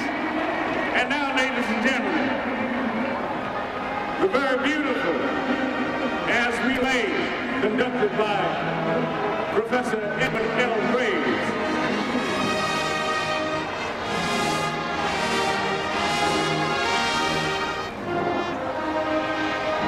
That is a good look at Tennessee State University's marching band. We go to commercial break. When we come back, Charles and I will look at the first half stats and highlights here on BET. It has been brought to you by Southwest Airlines. Log on for low fares at www.southwest.com, a symbol of e-freedom. That's our halftime report brought to you by Southwest Airlines.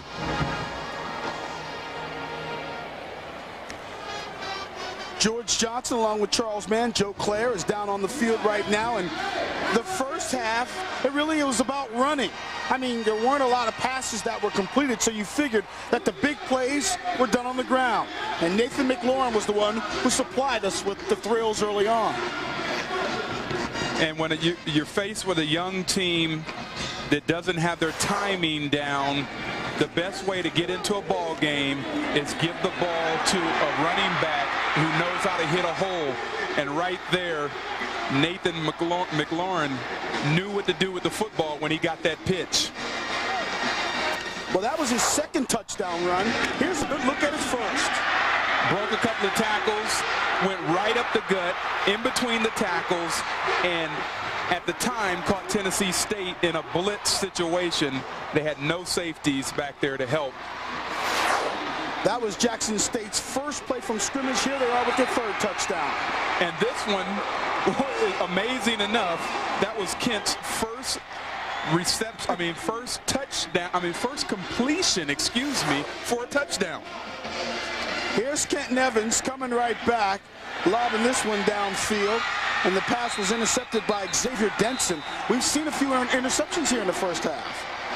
That right there would stop a attack by Tennessee State, although a touchdown run by Robb to end the first half is what gave the Tigers of Tennessee State their 6 points, and that's why they trail 20-6 as we take a look at our Southwest Airlines first half stats.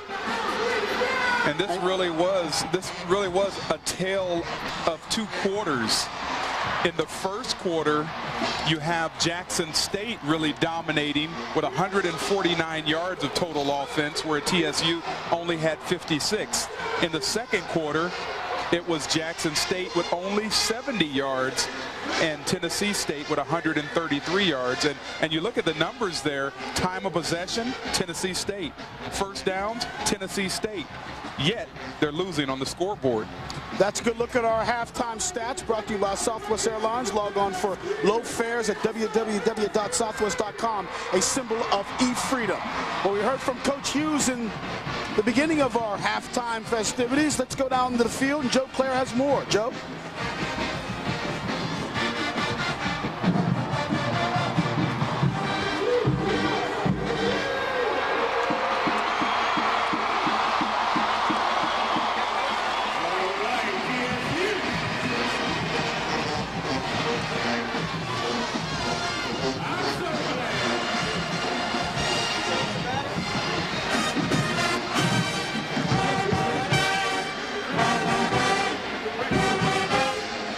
Obviously have a little technical difficulties with Joe Claire. Hopefully we can get back down there for that. But if you're Tennessee State, what are you thinking right now? What's going on through your mind in terms of trying to turn things around? You haven't been able to throw the football, and yet you've got to make something happen. Can you keep giving it to Robb? Can you keep giving it to Brantley? Can you give it to Durden and try to get back in this game? I think Coach Reese's main job was in at halftime and the halftime speech, as you see the total yards where we just talked about. Yes.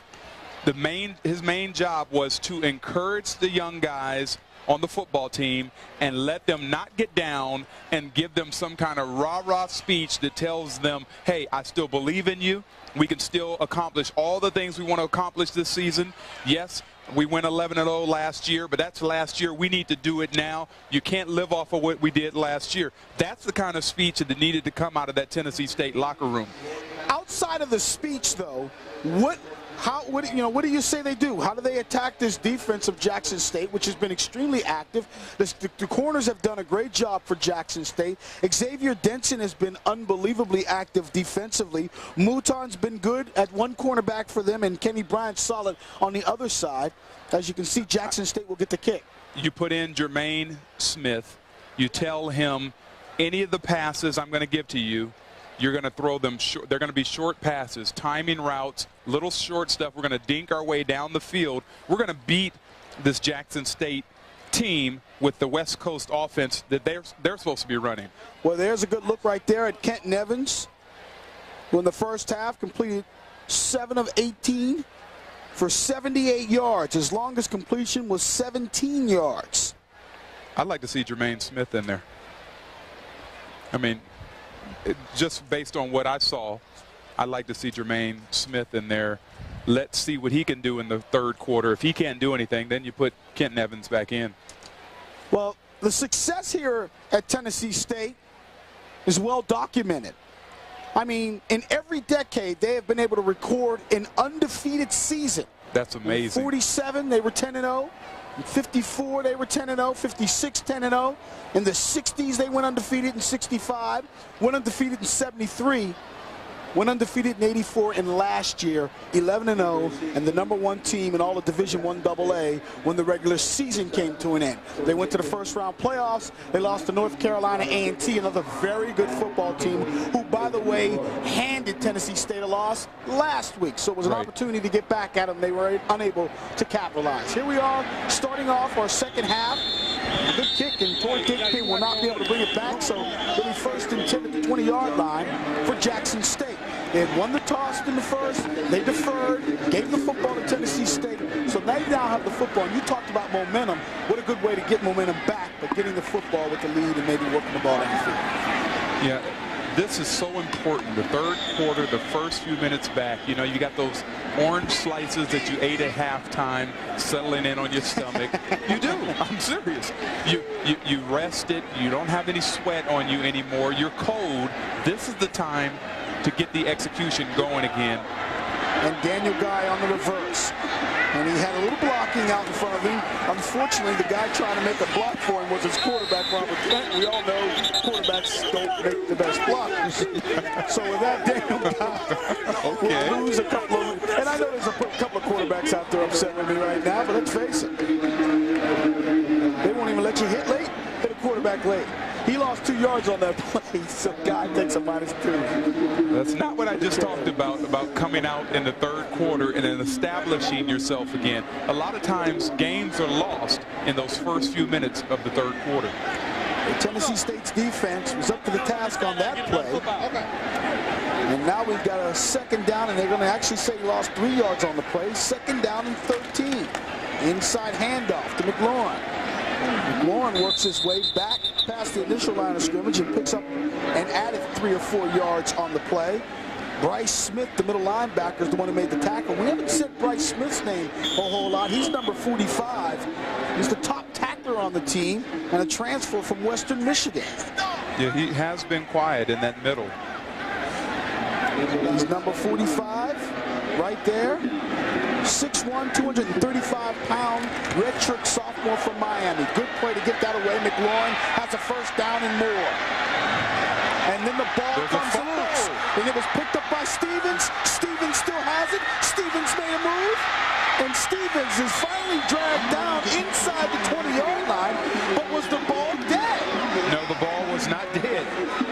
Nathan McLaurin was still trying to get some extra yards, and there's been a lot of stripping, which we've been watching the whole night. Guys reaching for the ball. What you do is the first guy that gets to the football, as we see the replay, what a nice forcing the quarterback to pitch that ball. As he's struggling to try to get extra yards, everybody comes up and strips. It was knocked down. The ball pops up in the air right there. Right there. And number 53, B.J. Fletcher, who we were just talking about earlier as well, makes a nice play on the ball to strip it out of there. That was actually Marquise Stevens who made the play. Brantley off the halfback option. Touchdown! And that happened very quickly. Julius Hall with the touchdown catch. And folks, all of a sudden, Tennessee State is back in this football game. The first few minutes of the third quarter, I'm telling you. Now, they tried this play earlier in the game, and it didn't get down the field. The ball was not thrown very good, and now they come back with it. You got a game plan, and sometimes the things don't work at particular times, but when you call them again, they're effective. He sells the run, stops, and just really didn't even stop. He just tossed it down the field. And Hall had to make an adjustment as Seth Goodowens applies the point after to bring Tennessee State now within 7. But again, credit Julius Hall with his 4th touchdown catch. And that wasn't an easy one. He had to make an adjustment. We'll have more after this. scored 13 unanswered points, have scored on their last 2 possessions, their possession right before the end of the first half, and then their first possession here, a touchdown pass from Brantley to Hall. All of a sudden, we've got a football game, folks. It's 20-13, Jackson State in the lead. Torrey Thigpen back deep to receive the kickoff. Thigpen averaging 22 yards per return. Takes this one at the 7. Still on his feet.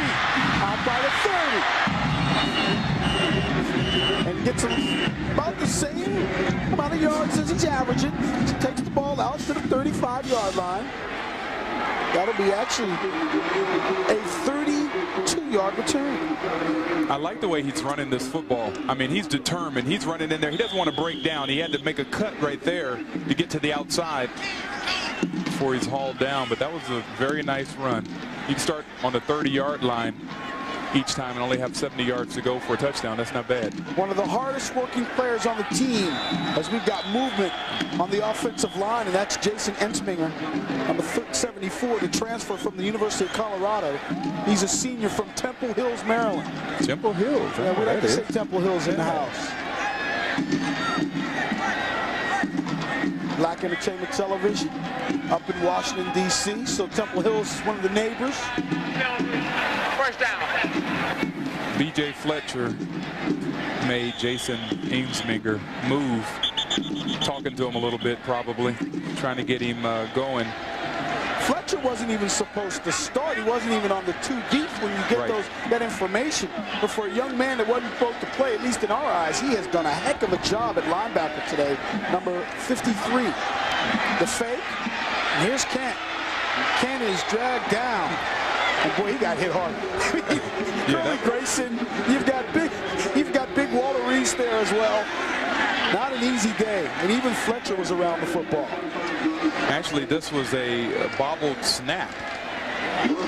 Couldn't get the ball, and so the play was dead. And what he's doing is trying to get some positive yardage out of that before he gets body slammed. So here we are now. 2nd down. And 16.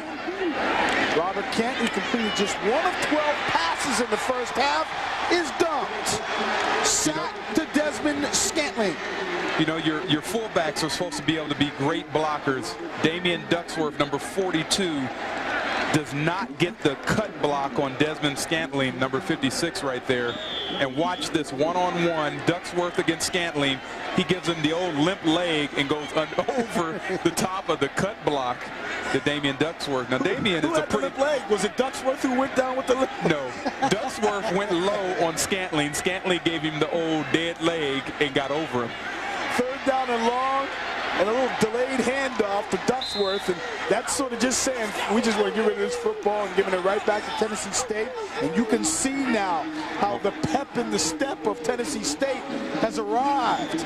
That's that speech I'm telling you at halftime. That speech that Coach Reese gave has gotten his players fired up. I talked about how important it was those first few minutes in the 3rd quarter. It could change a game. Charles is talking about James Reese, the first-year coach for Tennessee State. Just 31 years old, but he was the offensive coordinator for the club last year. Of course, he's a TSU grad. And Kent's punt down at about the 35-yard line. Not a bad punt for Robert Kent. 10:51 left here in our 3rd quarter. We'll have more after this. Where this portion of today's game is brought to you by 1-800-COLLECT, the easy way to save. I got Charles up here. He's getting all giddy. You see, when he sees another defensive end arrive in the area, one that he went against, well, then he gets a little excited. And Joe Claire down on the field, I wonder if this guy can keep Joe quiet. Check this out. I'm down on the field with a couple of legends. My man Ed, Too Tall Jones, Richard Dent. What's on, man? Hey, it's having fun, man. Now, listen, you were Tennessee State, yes. My pops went to Tennessee State. Did you ever play against my father, Joe Clay? No, I'm just messing with you. How you doing, man? How you doing? I'm doing pretty good. How about you? I'm good. Now Charles, man, told me to ask, what's the #1? Man, Y'all know him? Oh, yeah, I know. They say they don't know you, brother. Dexter Manley is. Back up to y'all, man. Back up to y'all. Back up to y'all, man. That is totally disrespectful. Wait till I see them at the club after the game. Boy, oh boy. Now, Richard Dent and I played together. Here's Rob on 1st and 10 for Tennessee State with momentum in the football at the 36-yard line. Rob in the first half rushed for 55 yards on 10 carries. That's good for 5 yards per clip, which is what he averages anyway. Yeah, those guys, I tell you. Richard Dent, of course. See, well, if I would have been down there doing the interview, I would have, as soon as Too Tall said something like that, I'd ask him how was his boxing career. And then when Richard Dent started talking smack, no. Yeah, okay, let me be quiet. Anyway, they better recognize. Rob picked up close to 5 yards on that play. And here's Kenton Evans, back to pass.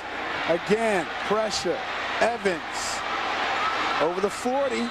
Scoots out of bounds, but he's still going to be shy of a first down. May have picked up 4 yards on that play.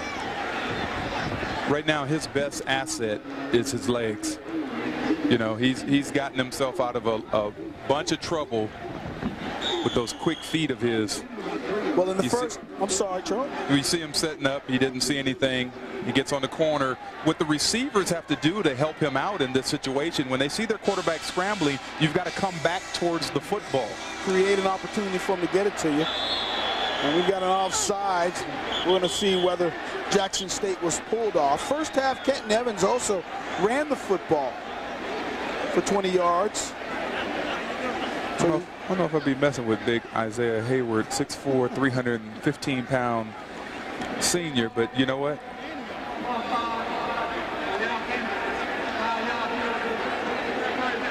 Dante Jones, number 94, said, that's all right, I'll mess with him. Look at him trying to get out of his stance. He wanted to get out of his stance because big boy Dante Jones, number 94, and you don't ever do that. See, that offensive lineman always gets the last laugh when they cutting at your knees and whatnot. Right. You don't ever want to get them too upset. So now it's third down. Look at that offensive line. Hayward, Cooper, BC, McAllister, and Smith.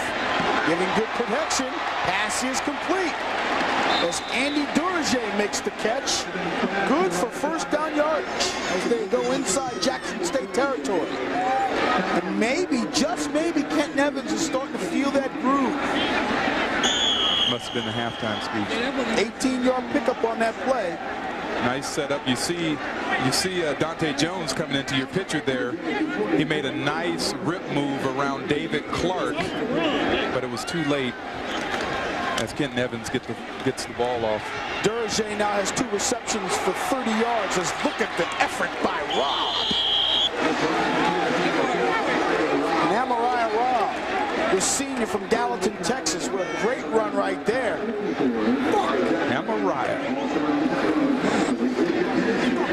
One of the tough things about this Tennessee State roster, man, is to look at some of the names that they have on here. Toriano and Andy Duroger and Amariah Robb, K-Ron, or is it Keyron? But they go by K-Ron with him. But just some very interesting names on this team. And there is Evans again. This one off the back foot, completes it to Morgan, and that now is an example of maybe he's hitting that stroke right now. Yeah, no, he's got his stride on now because this was a middle linebacker rush. As we see the replay, we see Edward Reese, number 56, coming right up the middle. And actually, you didn't get to see it in that play, but Kenton Evans was definitely rushed, and he throws that ball a little sidearm. For Toriano Morgan, that's his first reception of the year. And look at this, another completed pass. This one goes to Key. And K-Ron still on his feet, down the sidelines. Does he get in? What an effort by K-Ron Key.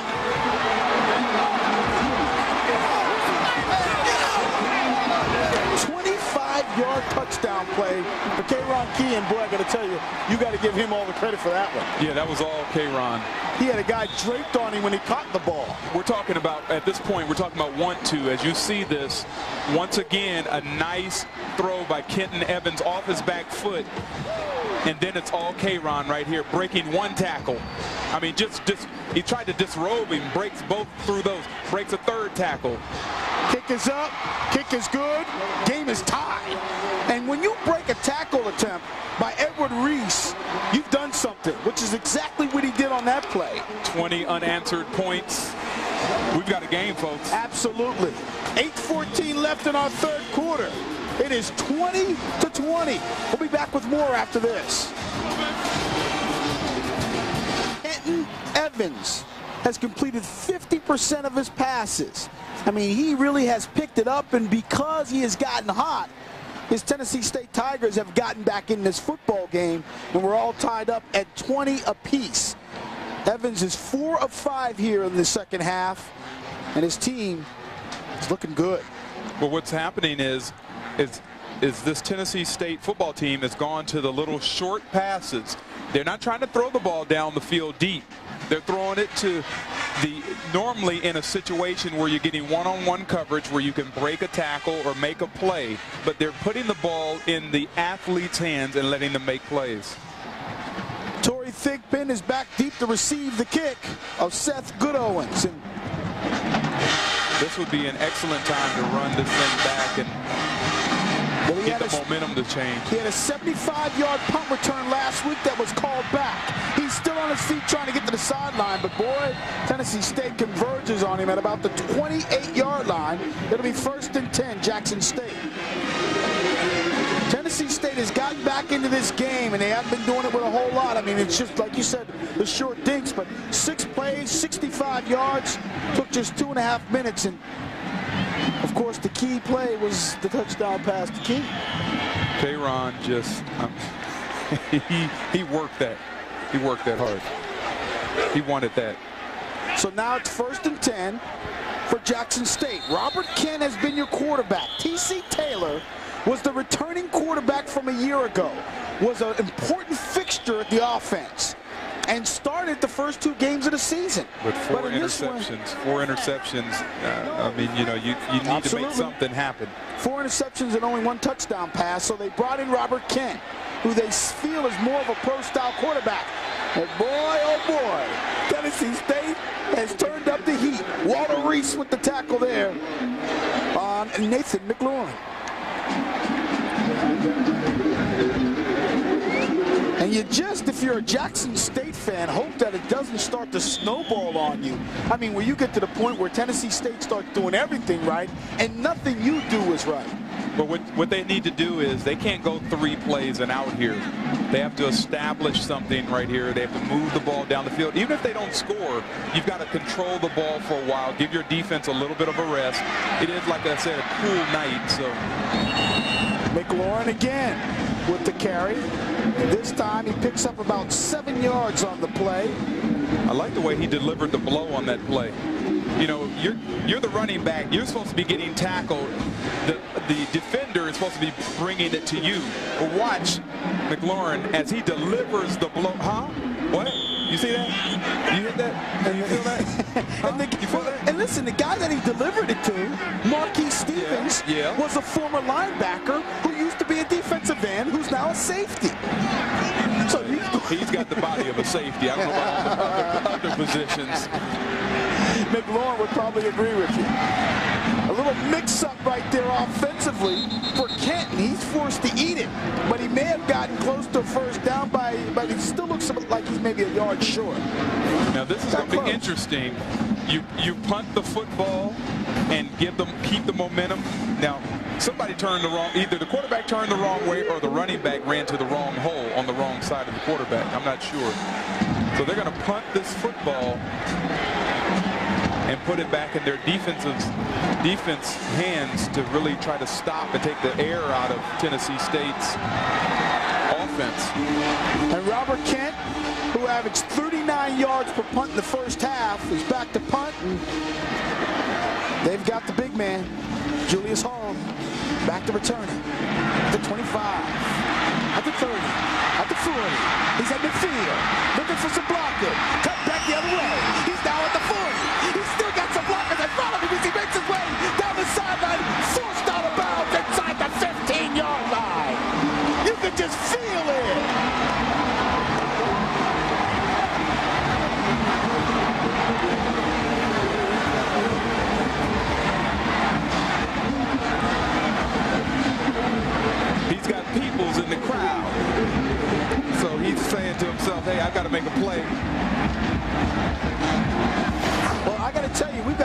flag on the field back at the 25. Great run here. Looking for blockers, looking to pick up a little caravan. There he gets a caravan. 3 blockers out in front of him. Running to the sideline. Nice run. Hall's Look at this straight arm right there. He wanted this. Julius Hall wanted this play bad. Looking for his blockers. Reversing field. He's got 3 blockers ahead of him right here. He should have waltzed into the end zone right here. And finally, it's Kent who takes him out after a 63-yard return. Like I said, there was a flag back at the 25-yard line, and yet they picked it up. That's one of those quick twitch flags. Yeah, we've seen that 7, 8, 9, 10 times today. Exactly. So here's Tennessee State knocking on the door. Momentum has really shifted. I'd say this is amazing. The momentum's so thick you can feel it. Evans lobs. Evans touchdown. Carlos Thomas, the tight end. Tennessee State, unbelievable. Trailing in this football game, 20-0 at one point, have answered with 26 points in lead by 6. This is a totally different football team. This is a football team now that believes in themselves. Look at the replay here. Quarterback rolls out to buy some time. All the while, he was going to throw that football. It's kind of hard when you're right-handed, rolling right and having to throw it right. And the kick is up and good by Seth Goodowens. So how about this, folks? If you turn the tube off at 20-0, you turned it off way too soon. Touchdown play right here to Carlo Thomas, and Tennessee State leads by 7. 2 touchdown passes, one to Kayron Key and another to Carlo Thomas for 12 yards. And because of those 2 touchdown passes, Tennessee State leads now 27-20. We still have 6 minutes left here in the 3rd quarter. Charles, you talked about it. It's that momentum. It's coming out there at the beginning of the 3rd quarter, and they played the script out perfectly for it.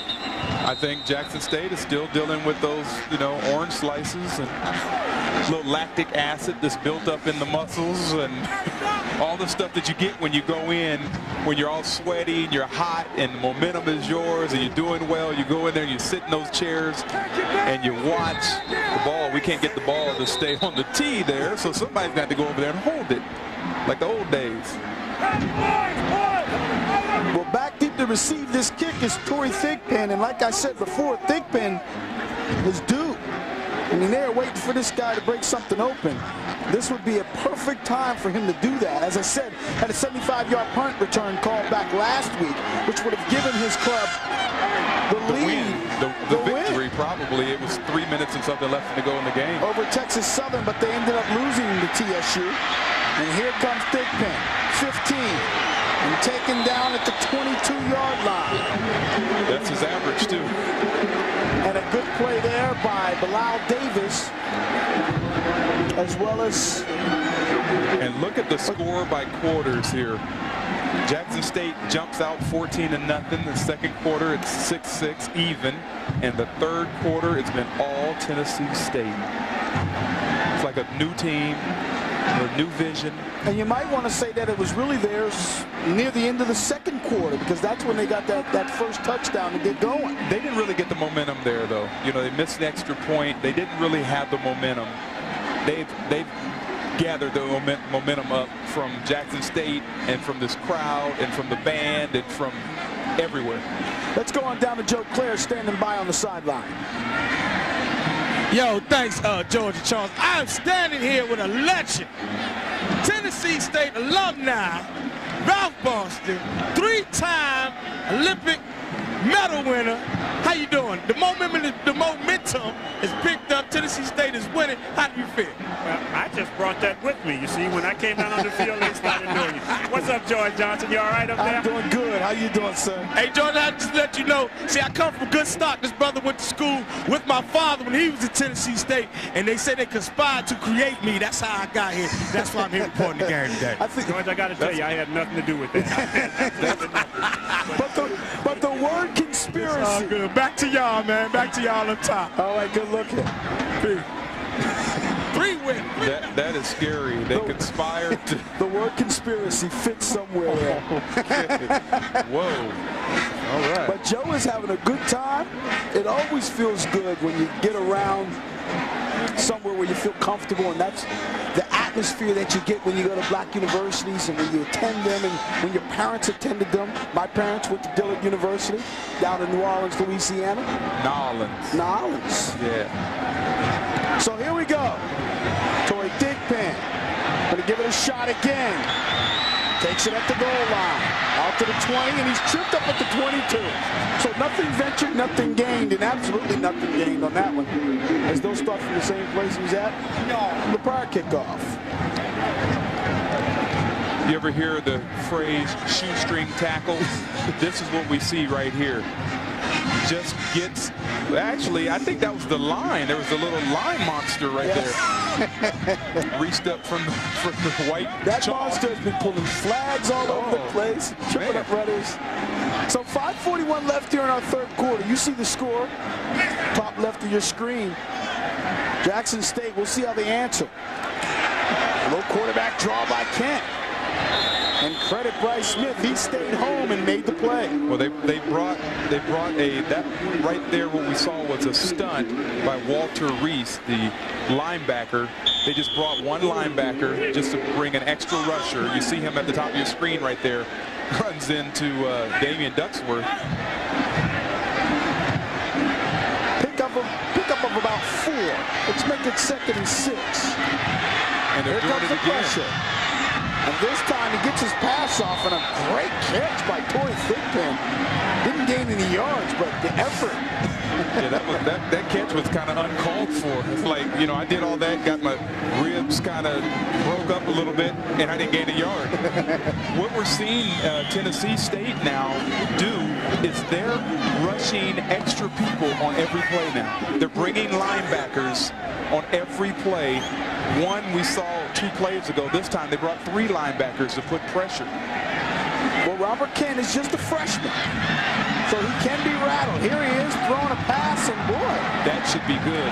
We're going to say he caught that great catch right there. A good throw by Kent. Well, that pass didn't have anything on it. Kind of wobbled, that little Billy Kilmer action going out, but a great catch right there by Lawrence Story for the first down. Lawrence Story is running a prototype. That is a sideline play. I remember as a kid we used to do that all the time. We'd run 5 or 6 steps to the sideline, stagger our feet, you know, make sure we touch them on the ground, and then catch the ball. That's textbook right there. 1st and 10. Inside handoff, and the defense stiffens. Little kick to the head as you get up. Just let them know you were there. That was Marcel Goodlock. You didn't see that, did you? And Manny Robles. I don't look at the dirty stuff, but that's the part of the game. That's the part of the game. It's played between the lines. You know, you never made it between the lines. Not when I was a big boy. Not at all. Look at the difference. Look at the difference there in total yards. First half to second half. Dirty is dirty, baby. Dirty is dirty. Single setback. Unblocked. Reese. Unblocked. Sacked. They are bringing linebackers on every play. Walter Reese comes on the backside, is untouched. Look at the tackles he has. Untouched. Watch at the top of your screen. Here he comes, number 40. And it's just a foot race. And that good for -8. So now the football is marked back at the 37-yard line. Defensive coordinator for Tennessee State, Andre Creamer, he's drawn it up in the chalk. 3rd and 17 downfield, had a receiver and overthrew it. Daniel Guy had gotten behind the defense and was open. He's still looking for a highlight. Daniel Guy is still looking for a highlight. This is supposed to be his year to shine. Sylvester Morris went into the NFL first-round draft pick for Kansas City this past season. Daniel Guy thinks his turn is next. The pro scouts have been watching him. It's a shame, though. He had a nice move on Antonio Jones and had beat him, but the ball never got to him. So again, kicking is Kent. And back to receive is Julius Hall. There's a fumble, and it looks like Jackson State may have it. I think Hall was able to pick it back up, but I'm not sure. No, they're pointing in the direction of Jackson State. Jackson State able to get the football. You know, the defense of Julius Hall, that punt by Robert Kent was kicked in a way. Look how the ball comes in. It was like a duck. He never did have possession of it. Never did gain possession of it. It went between his legs, and then he was tackled. And number 33 for Jackson State. Stacy Smith with the recovery. That's right. So Jackson State now with a chance. We're going to go back and forth here. Inside handoff to Ducksworth. Once again, the linebackers coming off the corner. That's what we keep seeing over and over again. That was Desmond Scantling coming off the corner. You got to be happy. You as a former defensive end, looking at these defensive ends out here on the field, Scantling and Grayson for Tennessee State have played real well. What I like about them, and we have a player down on the field, looks like an ankle. Wait a minute. Looks like an ankle. Wait, is that foot turned the other way? Oh my goodness. Oh. That's Jason Ensminger. His foot is complete. It looks like it's turned around. Boy. They just popped it back in the socket, it looks like. Okay. Man, you don't ever want to see that. Jason Ensminger, 6'5", 295, seniors, had a good career here. What happens a lot of times, they rolled him up, and you see his ankle right there got caught, and his foot is staying that way. Oh my goodness. We hope that he's all right. He's a transfer from the University of Colorado to this program. Didn't start last year, but they got him in, and he saw considerable playing time, and this year brought him in and expected to be the left tackle throughout the season. We hope that that's not serious. We'll just have to wait and see if popping it back in helps. Downfield, touchdown. That is Kendrick Travis. And that didn't take long, folks. They recover the punt fumble by Julius Hall, and in 2 plays, get into the end zone. Touchdown pass from Robert Kent to Kendrick Travis. And they don't throw to the tight end too often, folks. Both tight ends had 3 receptions apiece last year. That wasn't a pretty route either, but it was effective. So it shows they don't throw it too often. 21-yard touchdown play. He turned to the inside, Kendrick Travis turned to the inside, then the ball came to the outside. He ended up turning to the outside. And now Brian Reynolds, who's already hit the crossbar today on a point after, to tie it. And he can't tie it. Blocked. And that ball's still live. This is amazing. I have never seen this many big plays on special teams like I've seen today in the kicking department. The holder, again, does not, well, that was a low snap as well. It was a low snap that went on the ground. Then it was picked up by Tim Manning, and Tim could not get it up in time. He tried to turn the laces. That kick was just too slow. Marquise Stevens was the man who blocked the kick. Unbelievable that they can't convert on the point after and now trail by 1, 27-26. Kicker Brian Reynolds, that wasn't all his fault. This portion of today's game is brought to you by 1-800-COLLECT, the easy way to save.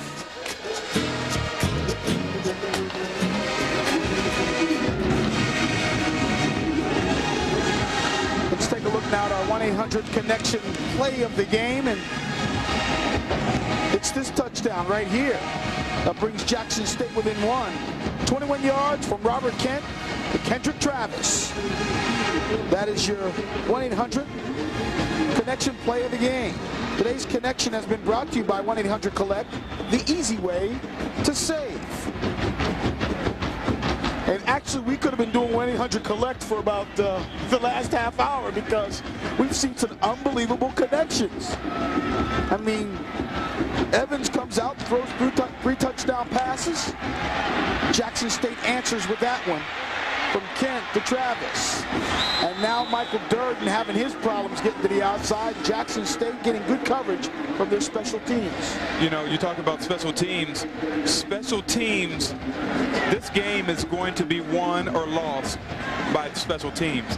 A lot of people don't know how important it is for all three aspects of your game to be working: the offense, defense, and special teams.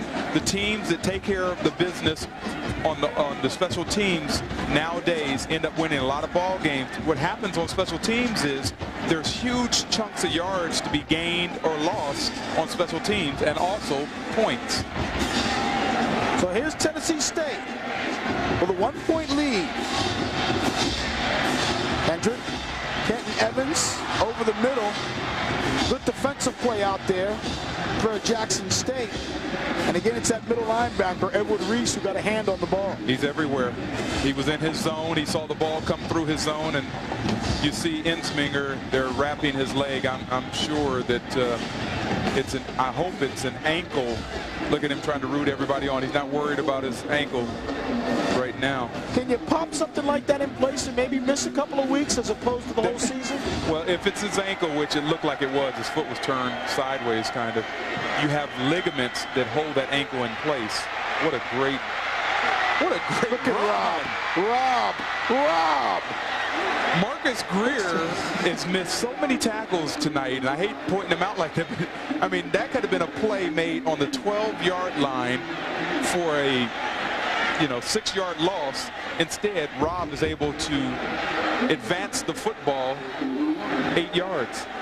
And Amariah Robb has 76 yards on 13 carries, and a lot of those yards coming like this. He has run hard all game long. Because there have not been big holes for him to run through. He's created most of this. 3rd and short. Pass is complete to Robb, and Robb run out of bounds. And for Robb, that's just his 3rd reception of the season. 1st of the ball game.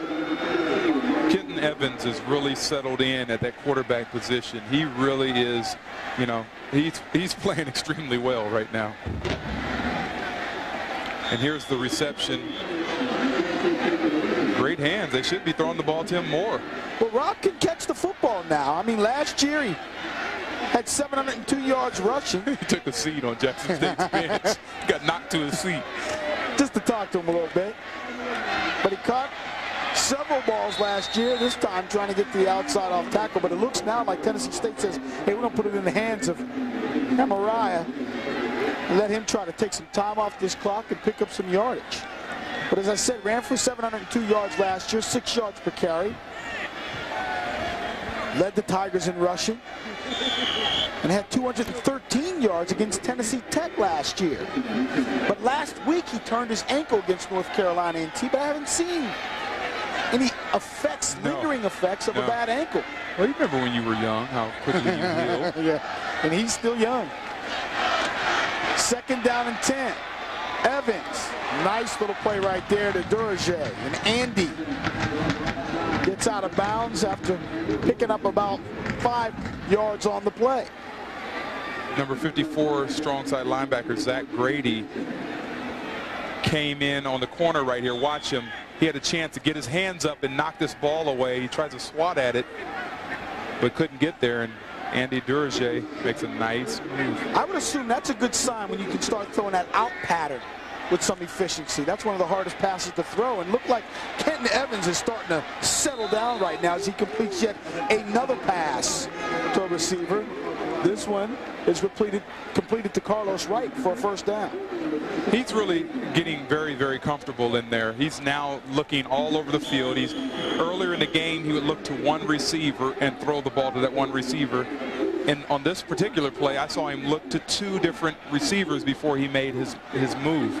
He's very settled. Jackson State is not doing what Tennessee State's defense did to them, and that was blitzing with linebackers and whatnot. This time it's Rob. And Rob running hard, dropped the football. And fell back on it. And he cannot afford that. Back to Kenton Evans. Evans As we start to roll down, I'll give you that thought when I get back from this commercial break as we run out of time here in our third quarter. And we have now come to the end of the third quarter. A very exciting so here we are at the third quarter. 3 quarters of play. It's Tennessee State leading 27-26. Keep in mind, the Southern Heritage Classic being brought to you by Southwest Airlines. More right after this. Annual Southern Heritage Classic brought to you by Southwest Airlines. Tell me those folks aren't having fun. Good time down here. A great crowd. Tennessee State and Jackson State, both with several members of their football teams who are from Memphis. And this is a game they all look forward to coming and playing. Get to play where you played your high school ball at in front of your friends and your family. And Tennessee State, as they start the fourth quarter, 2nd down and 7 for a first, and we had some jumping on the line. Looked like the defensive linemen were jumping, but the offensive linemen have to understand, don't move. Right. Well, what happened was when Zach Grady, number 54, jumped off sides, that is what they called. When he jumped off sides, it wouldn't have been off sides. He could have gotten back, but what they did is they snapped the football. And here's the third. Southwest Airlines statistics through 3 quarters, that is. And look at the passing for Tennessee State, 230 yards. That is very impressive. That is very impressive. But you normally win. You normally win by the rushing yards. You know, when you control the football, you're able to run the football. Going deep. Got a receiver. Got a touchdown. Ron Jackson, the freshman from Detroit, Michigan, who came up to me yesterday and said, hey, I see your names on your board. It's wrong. I'm Ron Jackson. And Jackson makes the play. You got him as Davis, too. Jackson came up to me and said, I'm going to do something tomorrow. I'm going to make something happen. And he does. Touchdown pass from Kenton Evans. You like when they come up to you, huh? Love it when they come to you where they want to make sure I say their names right. It's not for love.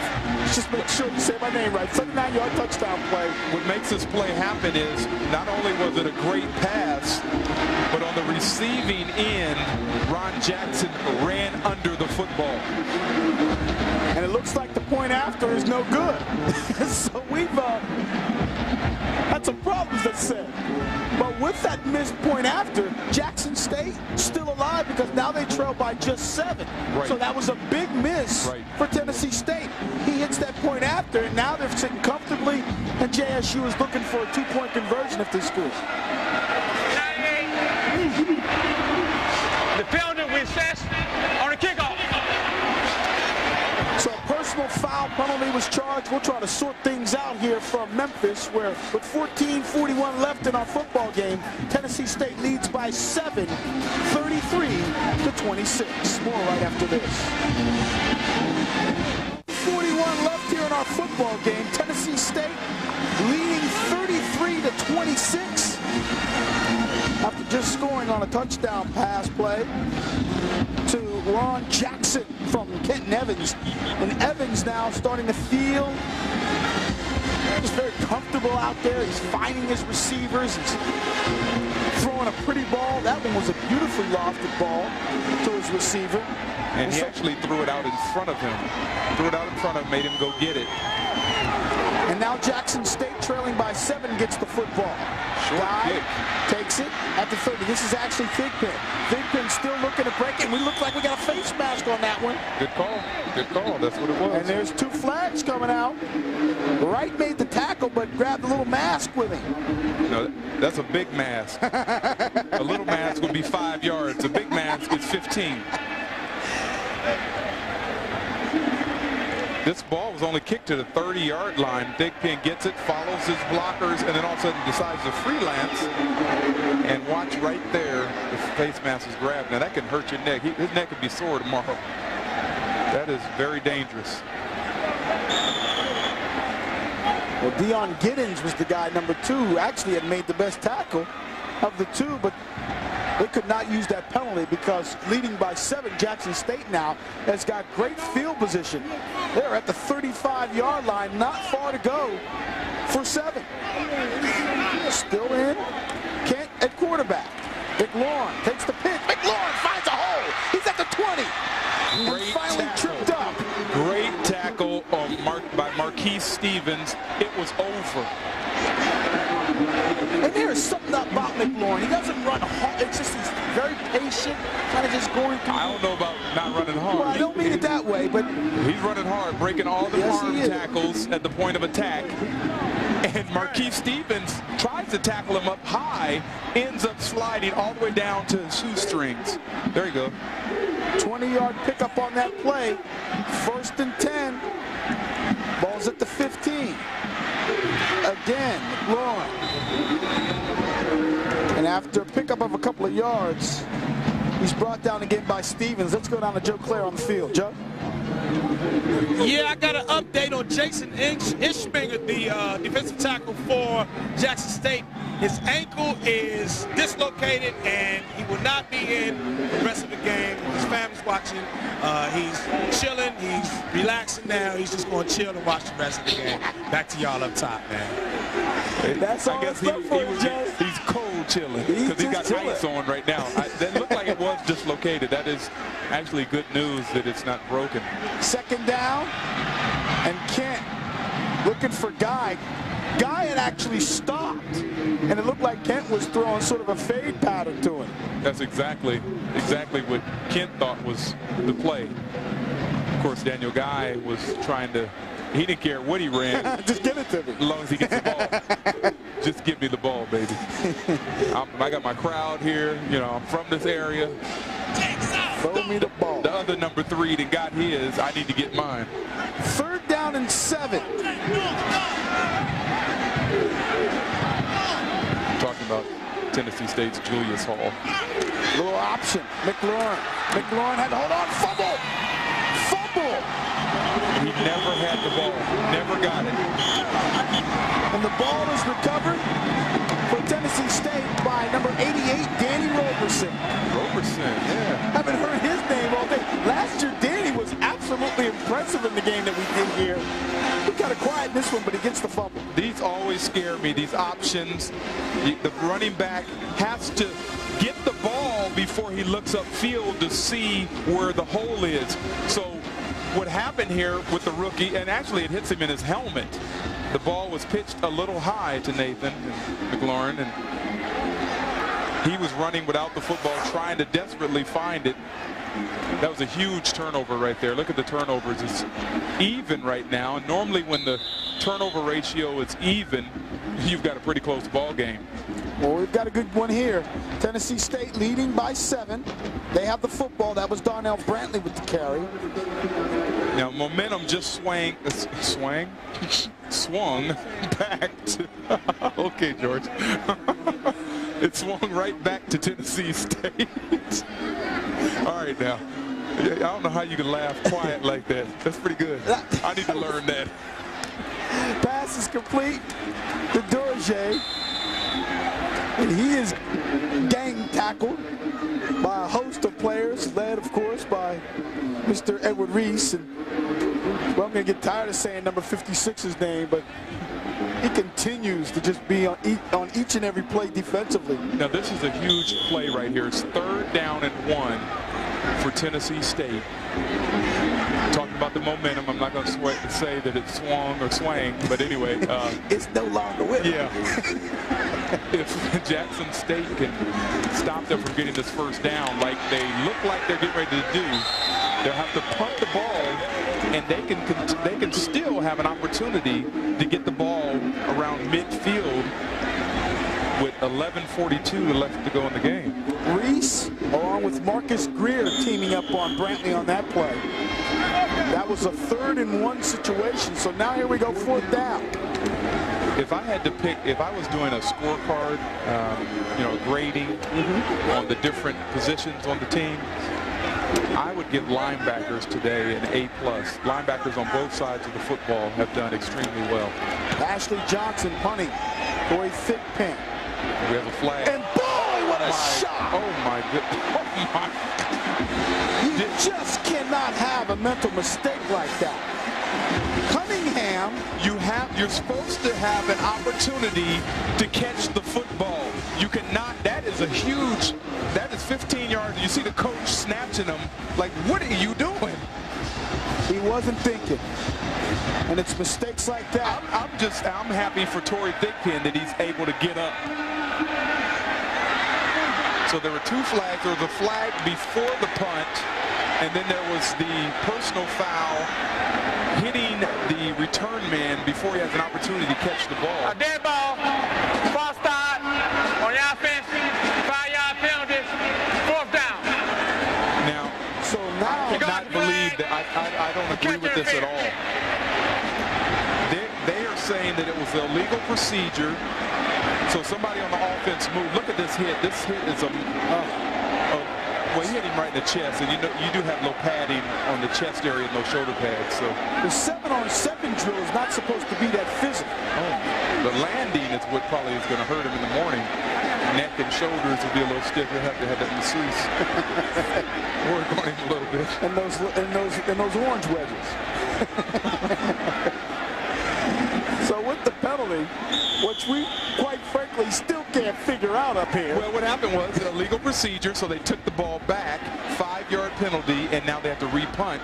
It'll be better field position for Jackson State, but let's see if Thigpen still wants to return it. Made a nice move, trying to get to the outside. If he can, he will have some room. Good block right here. Thigpen still on his feet.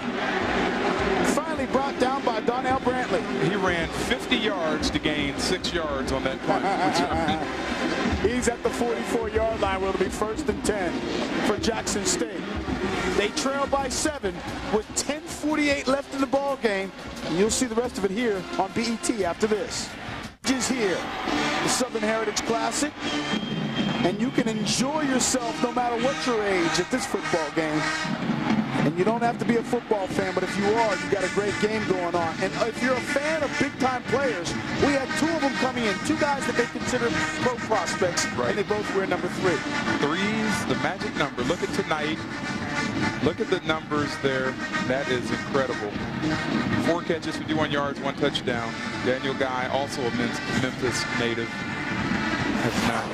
And Guy really has had a hard time getting on. I mean, this guy came in, the leading receiver on the team, with just 5 receptions coming in.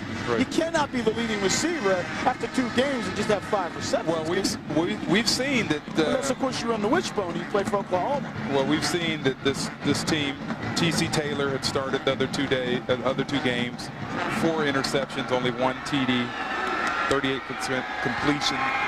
They've been struggling. But Robert Kent, not much better at 4 for 17,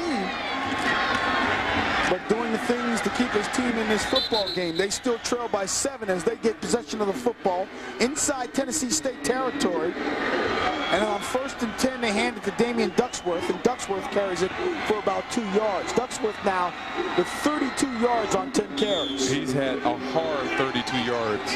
It's all been Nathan McLaren who's really had the success at running the football for Jackson State tonight. Clock continues to roll as we approach the 10-minute mark here in our football game. Kent looking downfield. Kent pass almost intercepted, but not 1 but 2 players. Legarius Jennings had his hands on it first and couldn't hold on to it, and then it was Shanae Price who got a second shot. He couldn't bring it in. I don't know why they throw the football down the field like this. Double coverage. You see the safety working its way over there. Price should have had that. The ball never even got close to Daniel Guy. Never got close to him. So here we go. 3rd down and long. This time an easy pass pattern, and boy, oh boy, Michael Goss may have made a mistake because instead of diving for that 1st down, he tried to make a move, and he lost 2 yards, and they may not get the first because of it. He was at the 1st down marker and took him and made a move and went backwards. There's a flag on the ground. I don't know if that's an inadvertent. On the blue. And it goes against Tennessee State. Personal foul charge to Tennessee State, so Goss and the rest of the posse live another day because they'll get the first down with that one. And that's a big one, a 15-yarder. So each team is doing everything that it can to allow the other team to stick in it. Well, I wouldn't say that, but, you know, things are happening, yes. This is not, I said that earlier, it's not a clean football game. There's been a lot of mistakes. You expect that with a young football team. These players, there's a few seniors on the team, but a lot of these guys are getting their first starts of their careers. Keith Fawcett is now in the ball game as your deep back, the tailback. He takes the pitch on 1st and 10. Fawcett still up on his feet, get the first down, knocked out of bounds, down by the 7. Keith Fawcett. I like how he ran the ball. Young man from Memphis, Tennessee. If they get Fawcett and McLaurin running like this for the rest of the year, they got two pretty good tailbacks. I mean, he ran with a purpose. And when he turned this corner, look at the blocking he has right there. 2 out front blocking his fullback, as well as Kevin Thomas, 71. And he turns the corner. Even the tight end, Marcus Rogers, was blocking for him. And Stevens made the tackle. He's been everywhere, the safety, the strong safety. Inside handoff this time for Jackson State going nowhere. Damian Ducksworth takes the ball. That inside has not been there all day. The inside, you cannot run on Tennessee State's defensive tackles and nose guards. You cannot run on them. Not with Danny Roberson and Manny Robles in the middle. 270, 275. I mean, they don't, you know, they stay right in their general area, and if you're trying to run it in there, you don't get any yards. 2nd down and goal. There's Fawcett again on the outside. This time the Tigers waiting for him, although he does pick up about 3 yards on the carry. Walter Reese is the man who drove him out of bounds. This particular run, he should have tried to turn it up. At some point, you want to turn it up and get your shoulders going towards the end zone. As he gets this ball, follows his blockers, and keeps running to the outside, he needs to turn that ball up. As you see it from the backside, at some point, establish, you know, north and south. So here we go, 3rd down and 4 for a touchdown. Jackson State trails by 7. They really need to get the ball in the end zone. They're going to try and pitch the other way and come up short. This time, the pitch went to Stacy Smith. Where is Nathan McLaurin? Why isn't he in there? Well, Stevens was there once again defensively. But you're right, we haven't seen McLaurin on either of these plays. They went to Fawcett and then this guy, no, Smith. He hasn't been in this series. He fumbles the ball in the last series. They don't put him back in, and I mean, he would have put this in the end zone. Well, he has 184 yards rushing, talking about Nathan McLaurin. Well, 4th and 3, they're going for it. 4th and goal to go. Get 7. And here we go. Little play action, going back the other way, has a receiver. And great defense by the Tigers. The ball was thrown a little too lightly. It should be pass interference. He was hit before the ball got there. You can't hit the receiver before the ball gets there. I don't know if they're going to call it. Well, Kent was clapping his hands like that. Pass interference. Pass interference. They get the ball back. The ball was such a floater. If you watch this, now the whole premise of this play is to roll out one way and slip the receiver back the other way. Now, see, he's hit before the ball gets there. How about Danny Roberson, 88, going back? He's hit right. Boom. See that? He never has a chance to make the play. And Torrey Thigpen is just continually trying to make a play.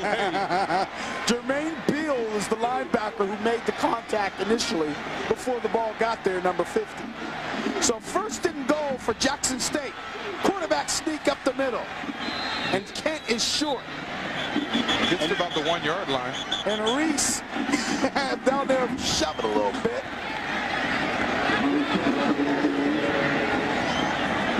And this is where it gets down and dirty. This is the grunt work right here.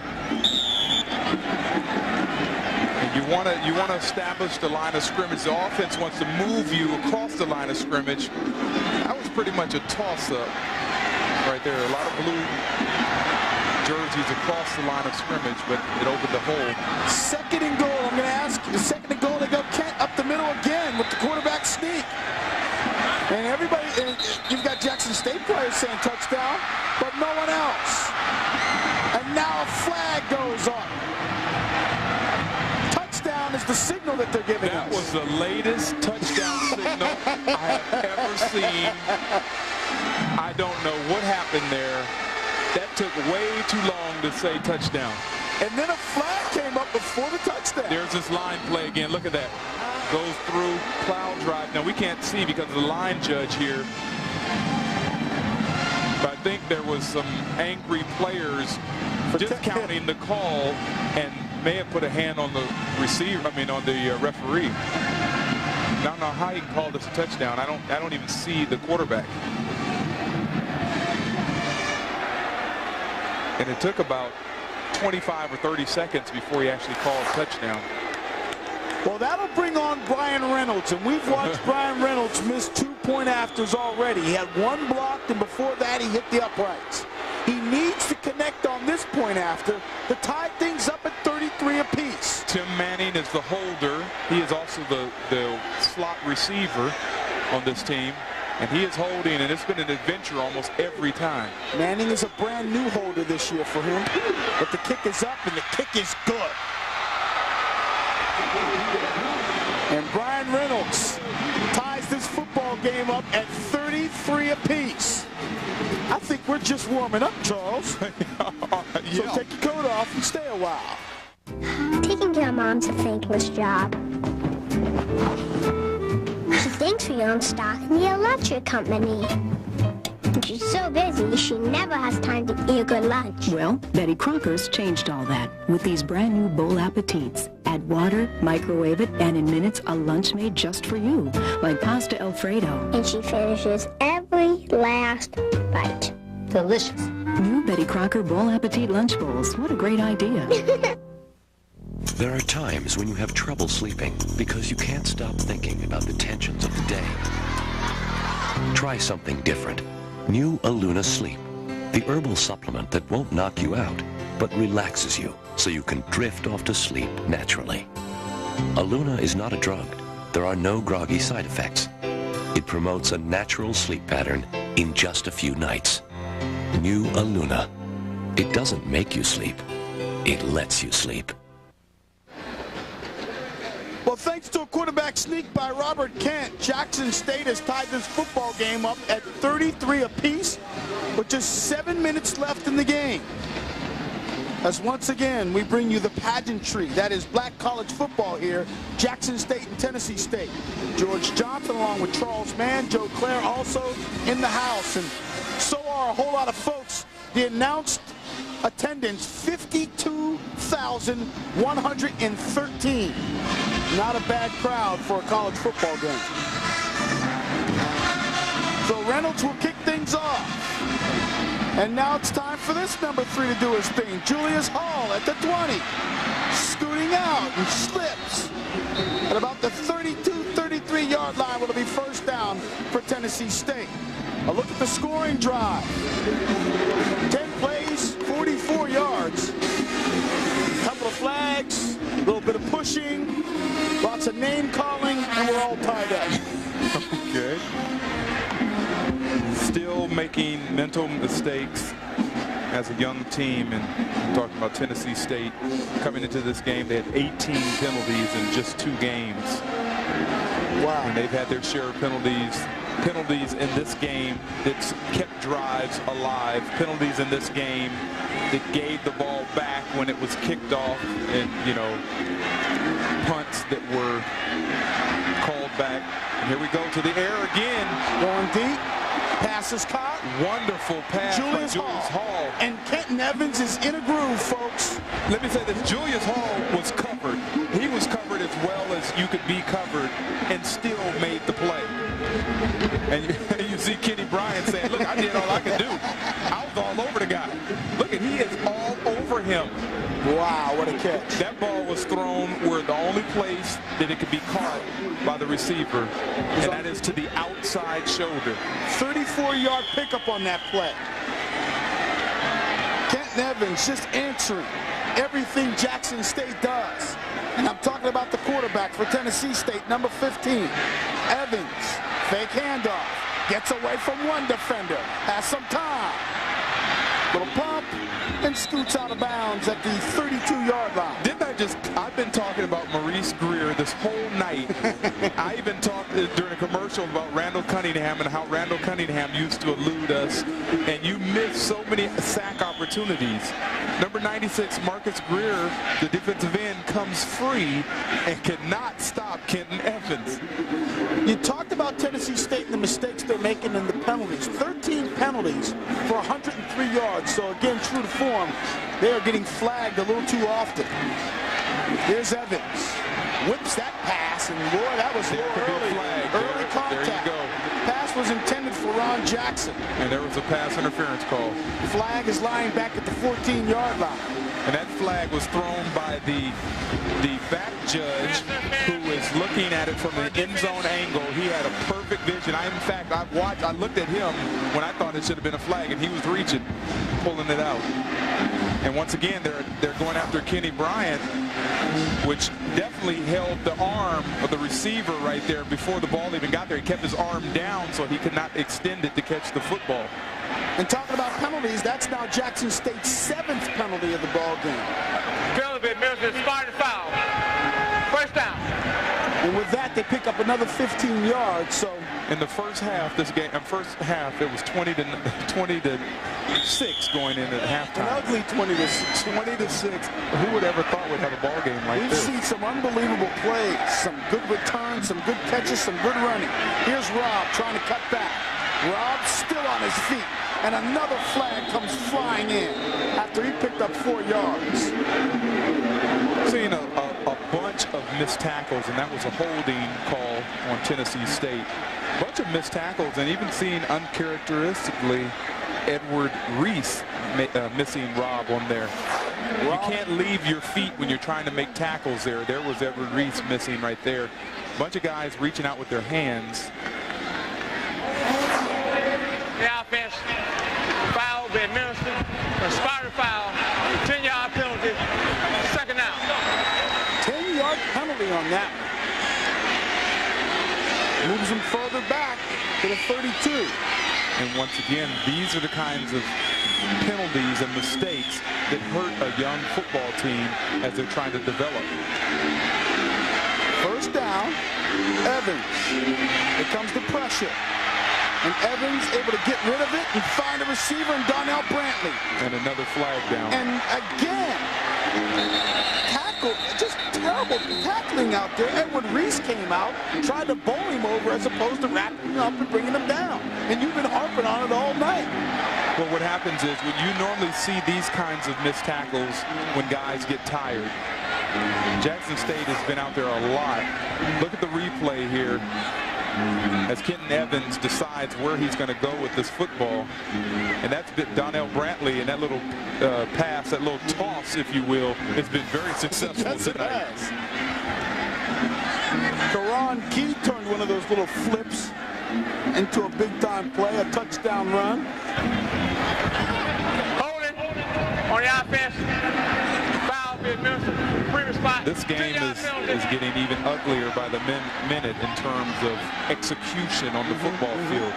We were just talking about the penalty factor. 18 penalties in 2 games for Tennessee. Well, now they have 15 in this game. 18 in 2 games, 15 in 1 game. That'll be the first thing that Coach Reese looks at when he talks about how we can get better, how we can improve. Just take away half those penalties, and we win this game going away.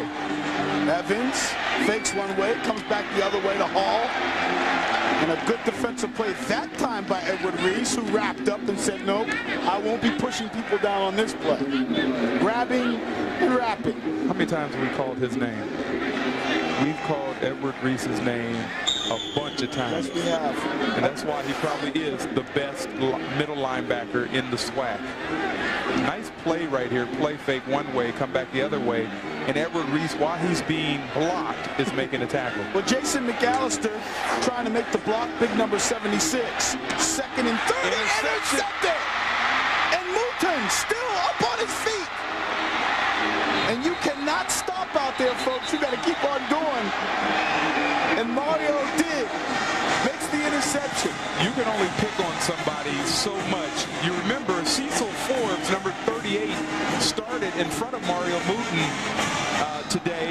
Yes. And Cecil went out with an ankle injury, and Mario came in, and immediately we began to call his name as he began to get involved in the play. This one, he just steps in front of the would-be receiver, Julius Hall. And the reason why he was able to do that is because Kenton Evans kept his eye on the one receiver the whole time. You read the quarterback's eyes, and he read his eyes the whole way he looked at Julius Hall. For Mouton, that's his second interception of the season. Return that back for 19 yards. And now Jackson State. Gonna pitch it, try to get to the outside, and nothing doing. Great defensive play for Tennessee State there. That was Antonio Jones stringing Keith Fawcett out. Where is Nathan McLaurin? Is he injured? Is he tired? Are they a little upset with him for the fumble? What's going on? Why isn't he in the football game? Well, we're trying to look across the field right now, see if he's on the sidelines or anything of that nature, maybe nursing some kind of injury.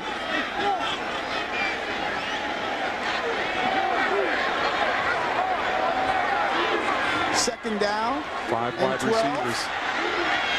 Aaron finds his receiver. Pass is caught by Robert Jacobs. And Kent really has, again, not great numbers. But 5 of 19, it's nothing to go home to mom about, but there's just, he seems to make the play he needs to make. Once again, I don't know where Nathan McLaurin is, but he's been highly successful tonight at running the football. And I guess if he's not in the football game, you don't have to worry about the run. And so Tennessee State can pin their ears back and come after Kent. He's trying a quarterback sneak again. And on 3rd and 1. There's a lot of tussling going on in there. I don't know if I have my quarterback running those quarterback sneaks. And they didn't give this a good spot for Jackson State, and I think it's going to be 4th down. Well, it looked like he was going to be short. Well, I don't think he got over the line. He's on the line, and he has to get over it. So this is going to be 4th down, and with 3:46 to go in the game, they've got to go for it. I got to tell you something. I'm still looking for number 30 on the sideline. Here we go, 4th down. His extra effort got him the first down. Extra effort did get him the first. So Kent picks up the first down. This may work out for Jackson State. With 3:34 in the football game, they got another set of downs. They could move in to field goal range and leave it in the hands of Brian Reynolds and the holder Tim Manning, or they could try to get into the end zone and not leave any time on the clock for Tennessee State. Again, got that wide open offense. Kent looking downfield. Kent, what a catch! Oh my! LeDerrick Crossley! They called it no catch. And that would have been a great play. That was a nice move by Kent. They double pumped, looked one way, and there we go. There's a shot of Nathan McLaurin. So he's walking around. It looked like he's okay. We'll get back to that in a minute. Look at the replay here. A pump there, like you go into Story, number 13, but then he throws the ball down the field. And this was, he bobbled it. He did come out. It did good camera work right there. Crossley, just 5'9", 175 pounds, not used a whole lot. Right. And still looking for his first reception of the season. And that would have been a big one. But with 3:07 left here in our football game, we're still tied at 33 apiece. We'll have the final after this. They're the kind of folks who take pride in taking care of their car, who'd rather take the time, save the money by doing the job themselves. In other words, they're the kind of people who turn to AutoZone every week. And while they come to us for the quality parts, for the everyday low price, sometimes they come just for the advice. And that's okay, because at AutoZone, giving people what they need is what we're all about.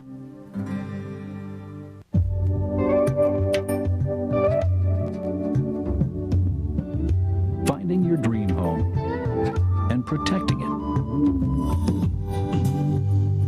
Ensuring the future for your family. Investing for your most important goals.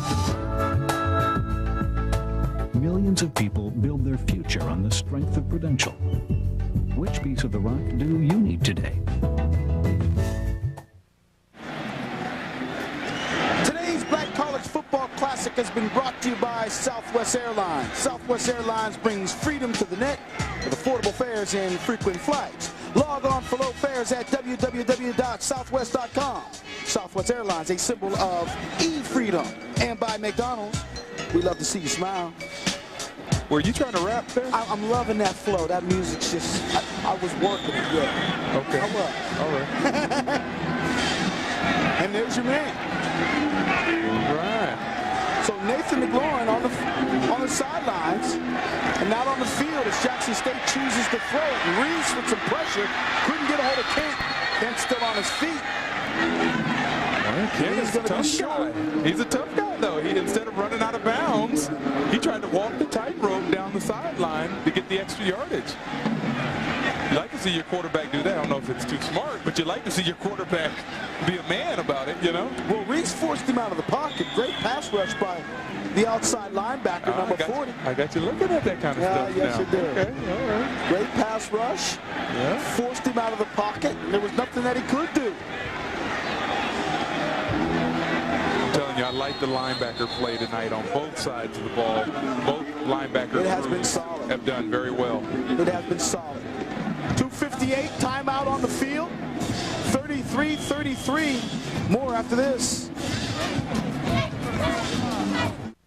Taking care of Mom's a thankless job. She thinks we own stock in the electric company. She's so busy, she never has time to eat a good lunch. Well, Betty Crocker's changed all that with these brand new Bowl Appetites. Add water, microwave it, and in minutes, a lunch made just for you, like pasta Alfredo. And she finishes every last bite. Delicious. New Betty Crocker Bowl Appetit lunch bowls. What a great idea.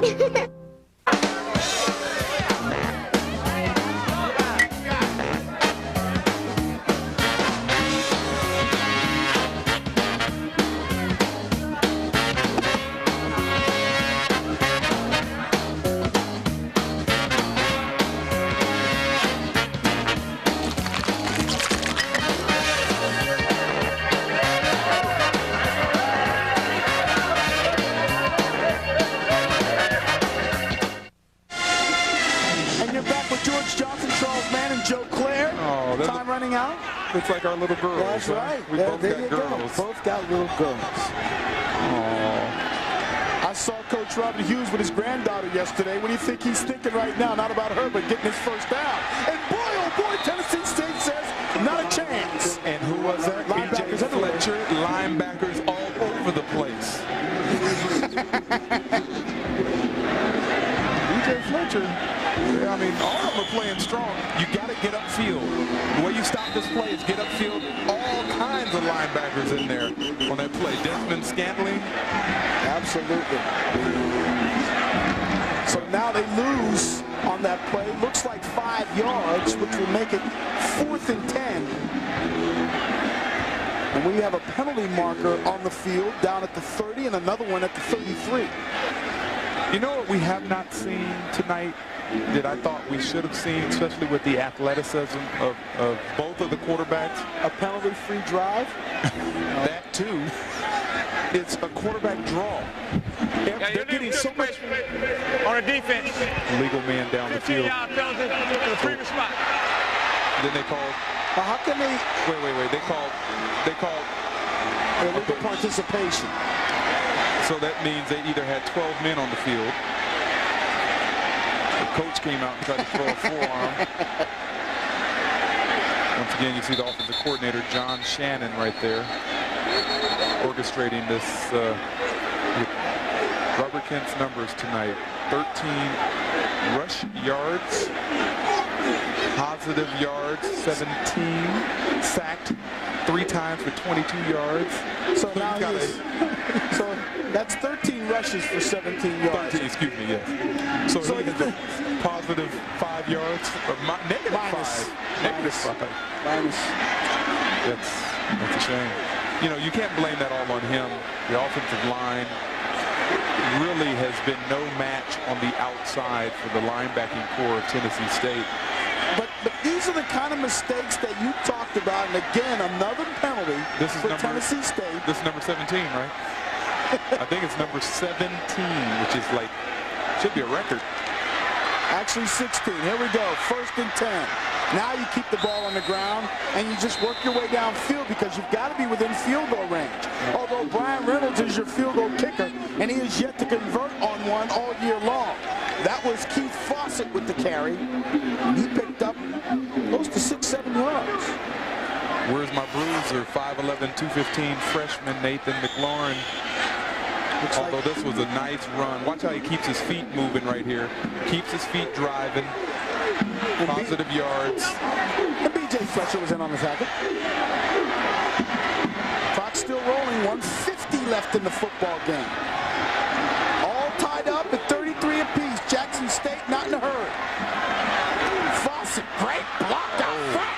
Fawcett running over 1 or 2 guys and then dropped the football down at the 8-yard line, but they're going to say he was down.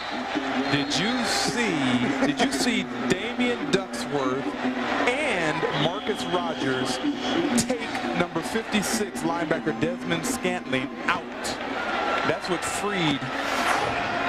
Look at the point of attack right there. There's a big pile up right there, and that has at the bottom of the pile is Desmond Scantling. And Fawcett picks up 7, but McLaurin just still hasn't gotten back into the game. I don't understand it. He must be not feeling good, hurt. He's got 184 yards. I know if I had 184, I'd be trying to get to that 200 mark if I could. Inside handoff, Ducksworth on 1st and goal. That was good positive yards right there, but that play has not worked all day today. I mean, if I was Damian Ducksworth, when they called that play, I'd say, please, let's call something else. Well, if I was the quarterback, I'd look at him and say, you don't want me to get it to you to the outside, baby. Yeah. Please. Ball is now marked at the 6-yard line. Timeout with 57 seconds left. As you take a look at Jackson State. They've eaten up the, and here's the timeout situation. Jackson State owns 2 more, 57 seconds, so that should be plenty enough time to do what they need to do. I would take a shot at the end zone on this next play. I'd throw a little fade route. You know, Kent has done a good job of throwing the ball high all night, so, you know, and you need to run, you know. But with it being 2nd down, you really want to just let that clock continue to run, I would assume. You're going to put it in the hands. I mean, Brian Reynolds is your senior, and though he's 0 for 4, wouldn't this give him some confidence if he is able to convert? Forget about confidence. I'm trying to win the football game, and my best bet is going for the end zone, not leaving it in the hands of a field goal kicker who struggled. Yes, he has struggled. But and we can't blame it all on him. We got to, you know, a lot of people got to take the blame, but I'm trying for the end zone. It's 2nd down. I'm going to take 2 shots at the end zone. I would not run the football here. Brian Reynolds, as we're talking about, is the field goal kicker, who last year was 11 of 15 from field goal land. Converted on 11 of 15 of them. His longest was 41 yards. And he was the most efficient kicker in the SWAC. But this year he has struggled. But I got a feeling Jackson State. They're running the football here. Uh-oh, we got a little fake. Now we are looking pass into the end zone. Ooh, that was so And that dangerous. was a dangerous play, and that is why he's not thinking pass, baby. Keep that ball on the ground. Fade route, the fade route. Give Daniel Guy a chance. This is his home. He's been begging for the ball all night long. Give him a shot. Throw it up in the air and let him run underneath it. Here's the replay. And it looked like it was going to be a quarterback rollout at first. And Marcus Rogers, his vertical is a little suspect. Well, at 240, I don't know if he can get up that high. Okay, they are in shotgun though. There we go.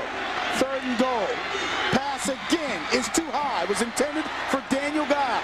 That is not the kind of pass you throw on a 3rd down play in the end zone. In the red zone, inside the 20, the defense is it shrinks. There's not a lot of space. You throw it to the outside. You don't take a chance with a kid who hasn't thrown the ball well all night throwing something like this. I don't know who could have caught that. The guy with the T on the back of his hat. Too Tall Jones might have been able to get to that one. 46 seconds left, and here comes Brian Reynolds. And you hope, as you see the numbers. Oh, my goodness. He's 0 for 4. That is not good confidence right there. So he's actually 0 for 8 on the season. It's blocked! And picked up! Still loose! And finally, someone falls on it, but it doesn't matter. Jackson State may have recovered, but Tennessee State takes over. 1st and 10 with 37 seconds left on the clock, tied up at 33 apiece. If Robert Hughes and this Jackson State football team loses this game, I'm telling you, as you see the replay there, number 22 blocks that, Antonio Jones. And he didn't have to do much to block it. He just ran in there, and it hit him. Is it because he's not getting any loft on his quick kick? Is that what it is? Is that what you're suggesting? Let's start with that. And then let's go to Mark Mosley's kicking camp in the offseason and get some skills on this. I mean, that was very, very, very, very shaky. Mark Mosley? Mark Mosley, I think, still does a kicking camp. Former kicker for the Washington Redskins. Straight on kicker, not that soccer style mess. Put on one of them steel-toe boots or something. Kick to your heart's desire. So now if you're Tennessee State, you've got the football. Kenton Evans has thrown the ball pretty good here in the second half. Evans is 19 to 32 for 267 yards. Now it's clock management. You know, we showed the graphic a minute ago. Tennessee State has only one timeout left. You got 37 seconds. You've got to run your 2-minute offense in 37 seconds. There's big old Desmond Scantling. Neither team has gone to overtime this year as of yet. Their field goal kicker has kicked a 48-yard field goal. And we're talking about Seth Good-Owens. He's kicked a 48-yarder. It's as long. You saw earlier in the game he tried a 50-yarder or so. So here we go. Kenton Evans cannot get away from the big paws of Marcus Greer, who finally shakes his arms and says, I got one. It took him all night long, and he finally gets one on a play. He shouldn't have gotten that. Kenton Evans should have been and threw that ball away. You save your time, you throw the ball down, you throw it out. And now he ends up doing it on this play. He wasted it down. Looks like he's limping a little bit, too. Don't forget today's Southern Heritage Classic, been brought to you by Southwest Airlines. Log on for lowest fares at www.southwest.com, a symbol of e-freedom. 15 seconds left. And if you're Evans, I guess you're looking to get it downfield. Do you want to take this team to overtime? You may not have a choice. He's got 2 receivers split to either side. Rob was his lone setback. Evans finds Rob. Rob trying to get out of bounds and as much yard as they can. Down, actually close to midfield, actually at the 45-yard line with 7 seconds remaining. They can run one more play, and it needs to be like a down and out where it's going to take 4 seconds at the most. They need to at least have 3 seconds left on the clock. You throw a timing route, would only get them to about the 40-yard line. This route can't go over the 40-yard line or else they're going to run out of time. That was 19 yards. This pass is short. There's 2 seconds left on the clock. So it looks like we could be going to overtime. Could be. No, we are. Which means both teams will get the opportunity with the football at the 25-yard line. You can work your way to the goal line, and each team gets the opportunity to score. So it's not sudden death. This is how we played it. I went to University of Nevada at Reno, and we came out to Eastern Kentucky and lost in an overtime game to them on that format. So here's our last play of the football game. Can Evans make something special happen as he throws downfield? He's got plenty of receivers back there, and it is intercepted. Pass intercepted by Derek Watson. And with that interception, we go to overtime, folks. 33-33 is our score. We'll settle things here on BET right after this. They come to us for many reasons. Because we save them money on what they need with their everyday low price. Because we help them solve their problems and get them back on the road. And because we stand behind the parts we sell with a warranty that's good at more than 2,500 stores coast to coast. Fact is, people everywhere come to us because we're AutoZone, the largest auto parts retailer in America. And there's just no place any better. Our flight's delayed. Oh, come on. Collect. Yo, hey kids, dial 1-800-COLLECT and you'll save Mom at least $1 or $2. Save $1 or $2? Oh, she'll love that. Only if she likes saving money. Don't forget. Forget? For a collect call, dial 1-800-COLLECT. I have 5 words for you. You're cute. You're coming with us. What's going on? Wow. Let's ride. 1-800-COLLECT. Save $1 or $2.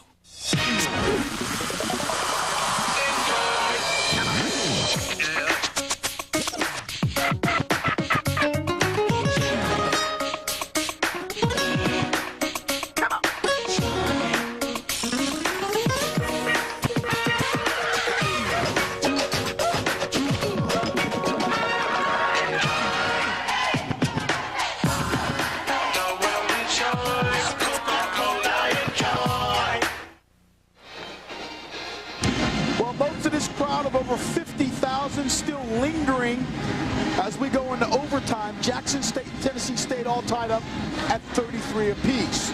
Your overtime rules look a little or sound a little like this. Both teams get the opportunity from the 25-yard line to score. You can pick up 2 first downs because for every 10 yards, you still get the first down in that opportunity. Of course, once the first team with the ball scores, the other team gets the opportunity to match that. If at the end of possession for both sides, someone has the lead, they're your winners. Nothing is sudden death. So now let's go down to Joe Claire, who has a report. Joe. Yo! We are down here on the field. Tennessee State, Jackson State, crunk beyond belief. I have my man here. Y'all know BET's Hits from the Street. Do you want to give a brief summary of what you've seen so far in your own little language? Well, damn, at first it was like Tennessee was going to get that ass spanked. Whatever the coach said, whoever foot he put in somebody's booty, they got it coming back. And right now, it's time, 33-33. Who's going to win the game? Joe Cleveland, you were the commentators to take over. Super infiltrator. You heard it from Hitch, you heard it from Joe Clean. He's back into George and Charles, baby. Soft the hook. So now time for our coin toss.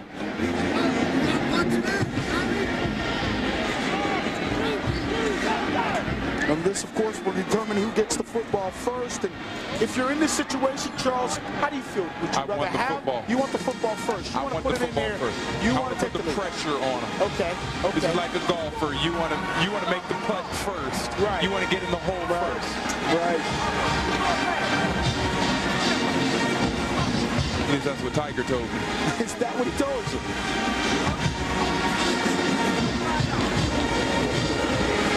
Not that Tiger. No, not that Tiger. Not that Tiger. He's not that Tiger.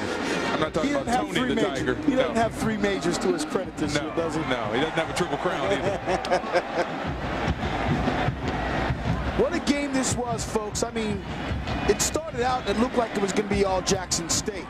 Nathan McLaurin had a 68-yard touchdown run and followed that up with a 47-yard run. And then they got another touchdown. A 45-yard touchdown pass to Lawrence Story, that is, and they led 20-0, talking about Jackson State. But then, right before the end of the first half, Amariah Robb ran in from 5 yards out to pull Tennessee State within 20-7. Then in the second half, TSU just came out, and they were flying. They scored touchdown passes, as we're going to find out who's receiving. Actually not receiving, but gets possession first. And it's Jackson State. And I still want to know where Nathan McLaurin is. But back to that, then it was Brantley going to Hall on a halfback option pass for 17 yards to bring Tennessee State within 20-13. Then Evans to Kayron Key for 25 yards, and we were tied up at 20 apiece. And from there on, it was just sort of back and forth. But credit Tennessee State with not giving up in this football game.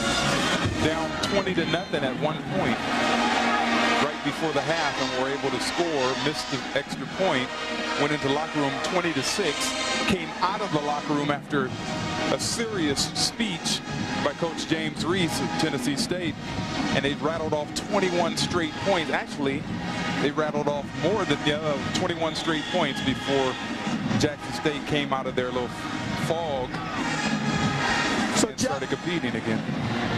So Jackson State now has possession first. Ball, as I said, at the 25-yard line. Lone setback is Damian Ducksworth. They try the wide receiver screen pass to Torrey Thigpen.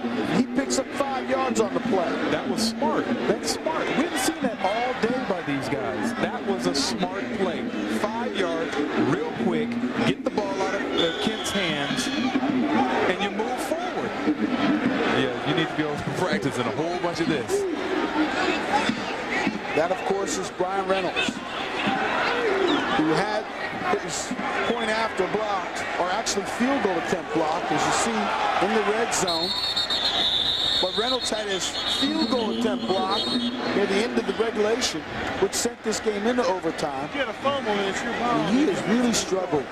And we cannot blame it all on him. This is Brian Reynolds. But see, now Brian was a guy who, as I was saying earlier, after week 1, he was 0 for 3 against Howard University. Decided that he was going to quit the football team. Didn't come to practice Monday the next day. Didn't come to practice Tuesday. Didn't come Wednesday. Coach Robert Hughes says, listen, I had to grab hold of him and let him know, you are my field goal kicker. I need you. We're going to stick with you. 3rd down and 5. If they don't get the possession on the 4th down, then it's well, they're going in the end zone. Touchdown! I do not believe that. Because Lawrence Story is 6'5", and we've got a flag down on the field. I do not believe he threw that into triple coverage, and it was caught. Unbelievable. But now we've got illegal motion, and I think I saw that offensive wide receiver moving, and they get him. At the top of the screen, it looked like the wide receiver flinched. Look at this. Now, does a pump. I still don't like his feet, the way he sets up to throw that. You know why he caught that ball? Because he went up with his hands. Didn't wait for it to come into his chest. He went up with his hands and grabbed it out of the sky. That's how you're supposed to catch the football. Lawrence Story has 2 receptions for 63 yards in this game. His longest went for 45 yards, and one of the 2 catches went for a touchdown. Had a chance to score there, but they called it back because of a penalty. So here we go. And Thigpen makes the catch. And that's a 1st down. So they get another set of downs. If he wouldn't have done that, they would have had to, after the 4th play, or 4th down, he would have to turn the ball over. Well, that was 3rd and long, so they would have probably brought Reynolds in and tried the field goal. Okay, well, don't assume that. I might have taken my chances on 4th down. But you talked about how Lawrence Story made the catch with the hands. That was a pretty good catch also by Thigpen. Throw that fade route with Story. He said he's 6'5". Throw it up to him. Let him go get it. They can get another 1st down. Ball was marked at the 11. They try that inside handoff, and nothing doing as Danny Roberson is there to greet the running back. And you've talked about it. Trying the middle of that defense has really been an effort in futility. It's silly. Damian Ducksworth was the man with the ball, but there's big Danny Roberson. All OVC tackle last year. He had 5.5 sacks. He's just a junior. So now we've got 5 receivers In this formation, 3 to the left, 2 to the right. Rolling out Kent. Kent still on his feet, touchdown! Robert Kent takes it in from 11 yards out. Jackson State puts 6 on the board. Boy, Robert Kent has played gutsy football all night long. Again, nothing pretty, the numbers aren't great, but just gutty football. It's amazing as we look at the replay here. He really had nowhere to go with this ball except to run it. And because it's such a small area to work in, no one wanted to leave their receiver and have them throw it over their heads. And nobody wanted to get burned. So instead, everybody stayed on their receiver, their men, and he got to run into the end zone untouched. Right, Big point after is very crucial. Very crucial. Manning, the hold it blocked again. Are you kidding me? It's blocked again. Are you kidding me? You know what? They better put a watch out on Brian Reynolds tonight. He may lead the team again. I mean, after something like this, you said he left, he didn't want to show back up. I mean, I feel bad for the kid because a lot of this, and Coach, you see the coach as he walks by, the coach really didn't look at him. Let me say this about that particular one right there. We have too many people coming through the line of scrimmage. As you look at this, that was blocked from his knees, though. I don't care. Still, you normally don't have. Now this is the touchdown run right here. Very nice. Not even touched by anybody. Like I said, they stayed on their receivers, not wanting to leave their receiver, and then he throws it because he hadn't passed the line of scrimmage. So now they'll get it on the 25. Tennessee will get it on the 25-yard line with four downs. And Brantley, halfback option again, and almost intercepted. If that would have been intercepted, the game would have been over. Absolutely. Xavier Denson was back there defensively. They tried that same option pass. They scored the 17-yard touchdown to Hall. Going to the well. Going to the well one too many times. But this time, Jackson State was all over it. You don't want to see either one of these teams lose this game. We talked about in the open how, you know, both of these teams have struggled. They're both 1-1. This is, you know, it's not a conference game, but it's a pretty important game for your club, trying to set the tone for the rest of the season. Once that regular season play begins, you're right. Here's Evans. Short drop, looking for Julius Hall, and good defensive coverage. Excellent defensive coverage. Excellent. If there's scouts in the stands, that is the kind of play that they're looking for. They want to see what kind of what kind of defensive backs can make this kind of coverage. I mean, this is tremendous. Kenny Bryant has done a good job all night long against Julius Hall. He knew he was going to have the best receiver, and he has buckled up the shoes and come to play in this one. This is very crucial. 3rd down and 10. They got to get the first down or go ahead and score a touchdown. Evans over the middle again. Has a receiver. Touchdown. Julius Hall. And credit Evans with being able to look off that defense one way and then find Hall the other side. And Kenny Bryant is complaining that he was shoved. There is a flag down. There is a flag down. It's a late flag, and he definitely does look him off. Looks one way, turns the other way. Kenny Bryant felt like he got pushed, and that's what he was complaining about. Well, we've seen a lot worse push-offs tonight. Yeah, now, it looks as though the referees have picked up that flag. So here we go. Seth Goodowens. If he can convert this, the game is over. And how big a miss that'll be to Brian Reynolds if he misses the PAT and Seth Goodowens comes in and kicks this one. And of course, a timeout was called to kind of ice the kicker. Not that Seth Goodowens can be iced. He's a pretty confident young man.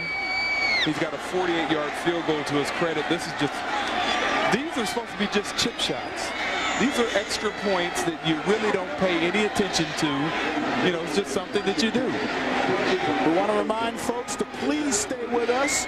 The movie Murder in Mississippi will be played in its entirety immediately following our football game. And this thing could be over in a couple of minutes because once Seth Goodowens gets back on the field, he has a try for a point after that'll ice this football game in the first overtime. And I wouldn't be surprised if one more timeout is called. I don't know if you get a complement of 3 timeouts during this. In fact, I don't believe you do. But Seth is doing a whole lot of hard breathing. It's something shake it! You've got to be kidding me! No way! Seth Goodowens shanks it, and boy, you can hear the sigh of relief coming from the other side of the field. Everybody on Jackson State's side said, phew. this is amazing. I didn't even say anything. I didn't know what to say. I mean, at least the ball got up in the air and had velocity, but he sure shanked that. He was breathing very hard before that kick. That's why I particularly don't care for soccer-style kickers. That's why I mentioned Mark Mosley. Everybody knows it right away when he kicks it. He never even looks up. Well, why don't he go over on the sideline and stand with Brian? Because this is, Brian Reynolds and Seth Goodowens can stand together. So in other words, misery does love company. Oh, absolutely. So now we've got to go back to the middle of the field. We have to find out who's going to have possession of the football first again. Yeah. This is kind of interesting. This is kind of interesting. It's if anybody ever, misses the football season and the off season and they can't wait to have the football season come around and people are raring to see it, well, you got 4 hours of football today, folks. And there's the young man who has done a great job at quarterback for Jackson State, Robert Kent. Let's take a look at Jackson State on that miss. Reacting to the missed field goal. Okay, let's go to work. Let's go to work. Let's go to work. Nothing rah-rah about it, just going to work. Robert Kent, 8 of 25 passing.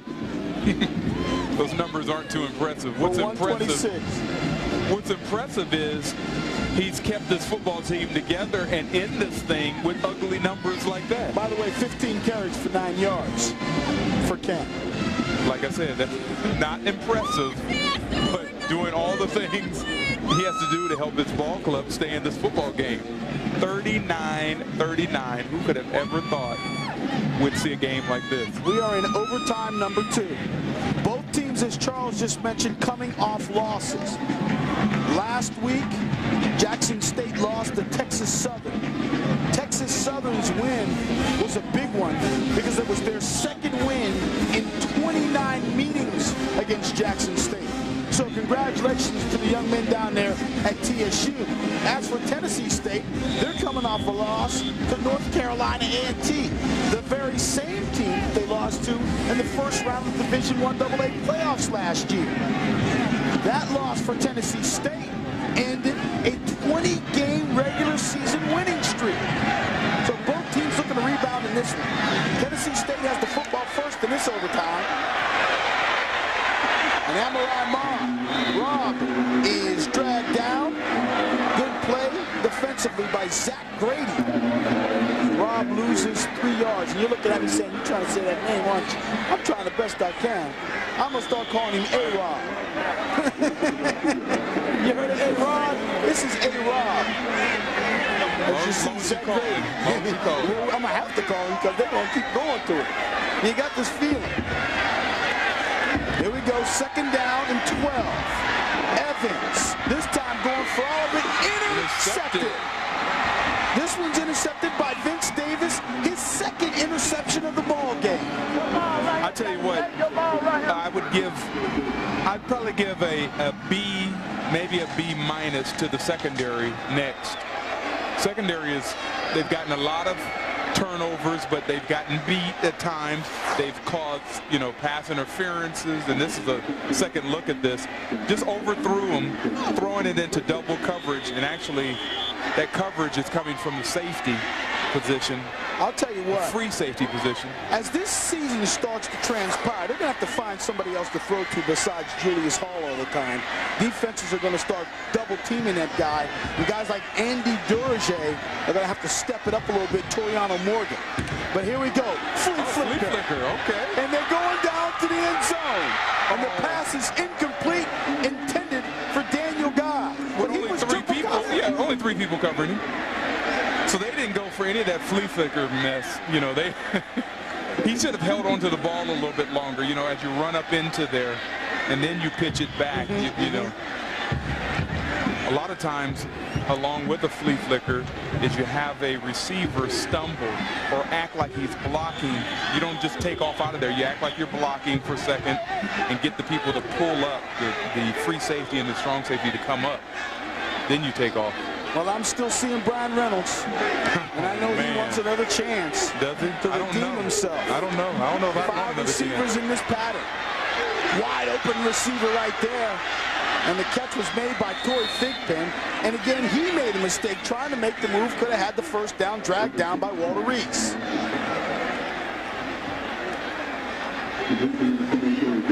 So Thigpen was at the first down marker, but then, because of the defensive play by Walter Reese, who's been outstanding in this football game, and Charles has talked about how the linebackers have really picked it up, but because of his play, it's now 3rd down and 1. I cannot believe we're in the second overtime and Daniel Guy, number 3, Memphis native, has not caught a pass yet. Well, here's Fawcett. And Keith is going to be short of a first down. I'd go for it on 4th down. I'm sorry. I'm sorry. I'd go for it. You would not bring Brian Reynolds in? No, I wouldn't. And he would understand. I believe he could understand that. We're trying to win this football game. You know, and right now, I mean, if we could get it down, you know, in the extra point range again, yeah, I'd give him another shot if that's all we had. So here we are, 4th down. And looking over there to see if Brian Reynolds is going to come on this field. I see Tim Manning coming out. Down. And Reynolds is coming back. And a couple of guys are trying to catch him and want to talk to him. Go for it on 4th down. I would not be kicking this football. Now Brian Reynolds is going back off the field. Yes.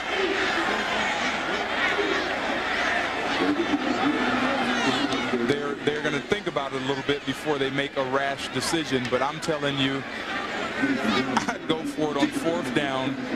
Do you get in this situation and you ask your team, you're the head coach, does your team have any say whatsoever in that? I mean, kind of helping them out? Absolutely not. Okay. Other than encouraging Brian Reynolds. I mean, they need to be over there encouraging him. But they don't need to. But no, I'm calling. Robert is going to make this call.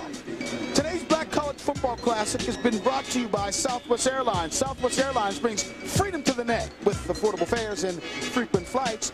Log on for low fares at www.southwest.com. Southwest Airlines, a symbol of be freedom, and by McDonald's, we love to see you smile. So here we go. 33-yard field goal. Here we go. He could be a Tim hero Manning right is his here. holder. And another timeout. Let's put him on ice. Give him skates. You know what? I said earlier I wouldn't want to be him in this situation, but you know what? He can be the hero right here. And it would bring back his confidence. How about some of the teams that have been playing extremely well this early part of the season as we take a look at our top 10?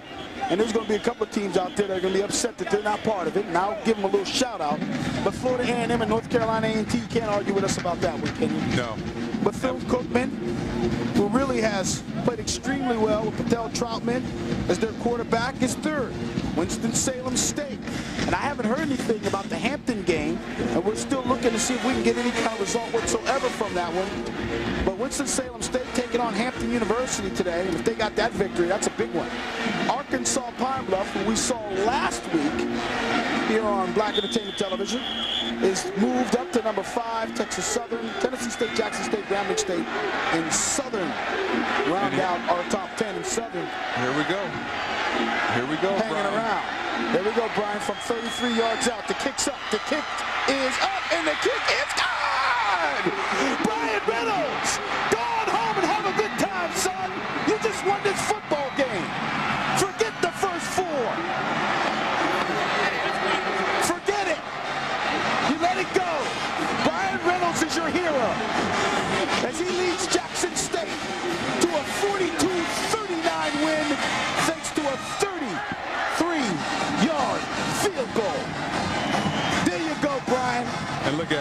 Brian. His first field goal of the season. And here it is, the snap, the hold, it's good. I thought it was clipped there. It was not. No, it wasn't. I don't think it was. It's too many people coming free on this, though. Look at that ball. Unbelievable. Brian Reynolds, 33-yard field goal, and leads Jackson State to a 42-39 win. For Joe Claire, Charles Mann, I'm George Johnson saying good night, everybody, from Memphis, Tennessee.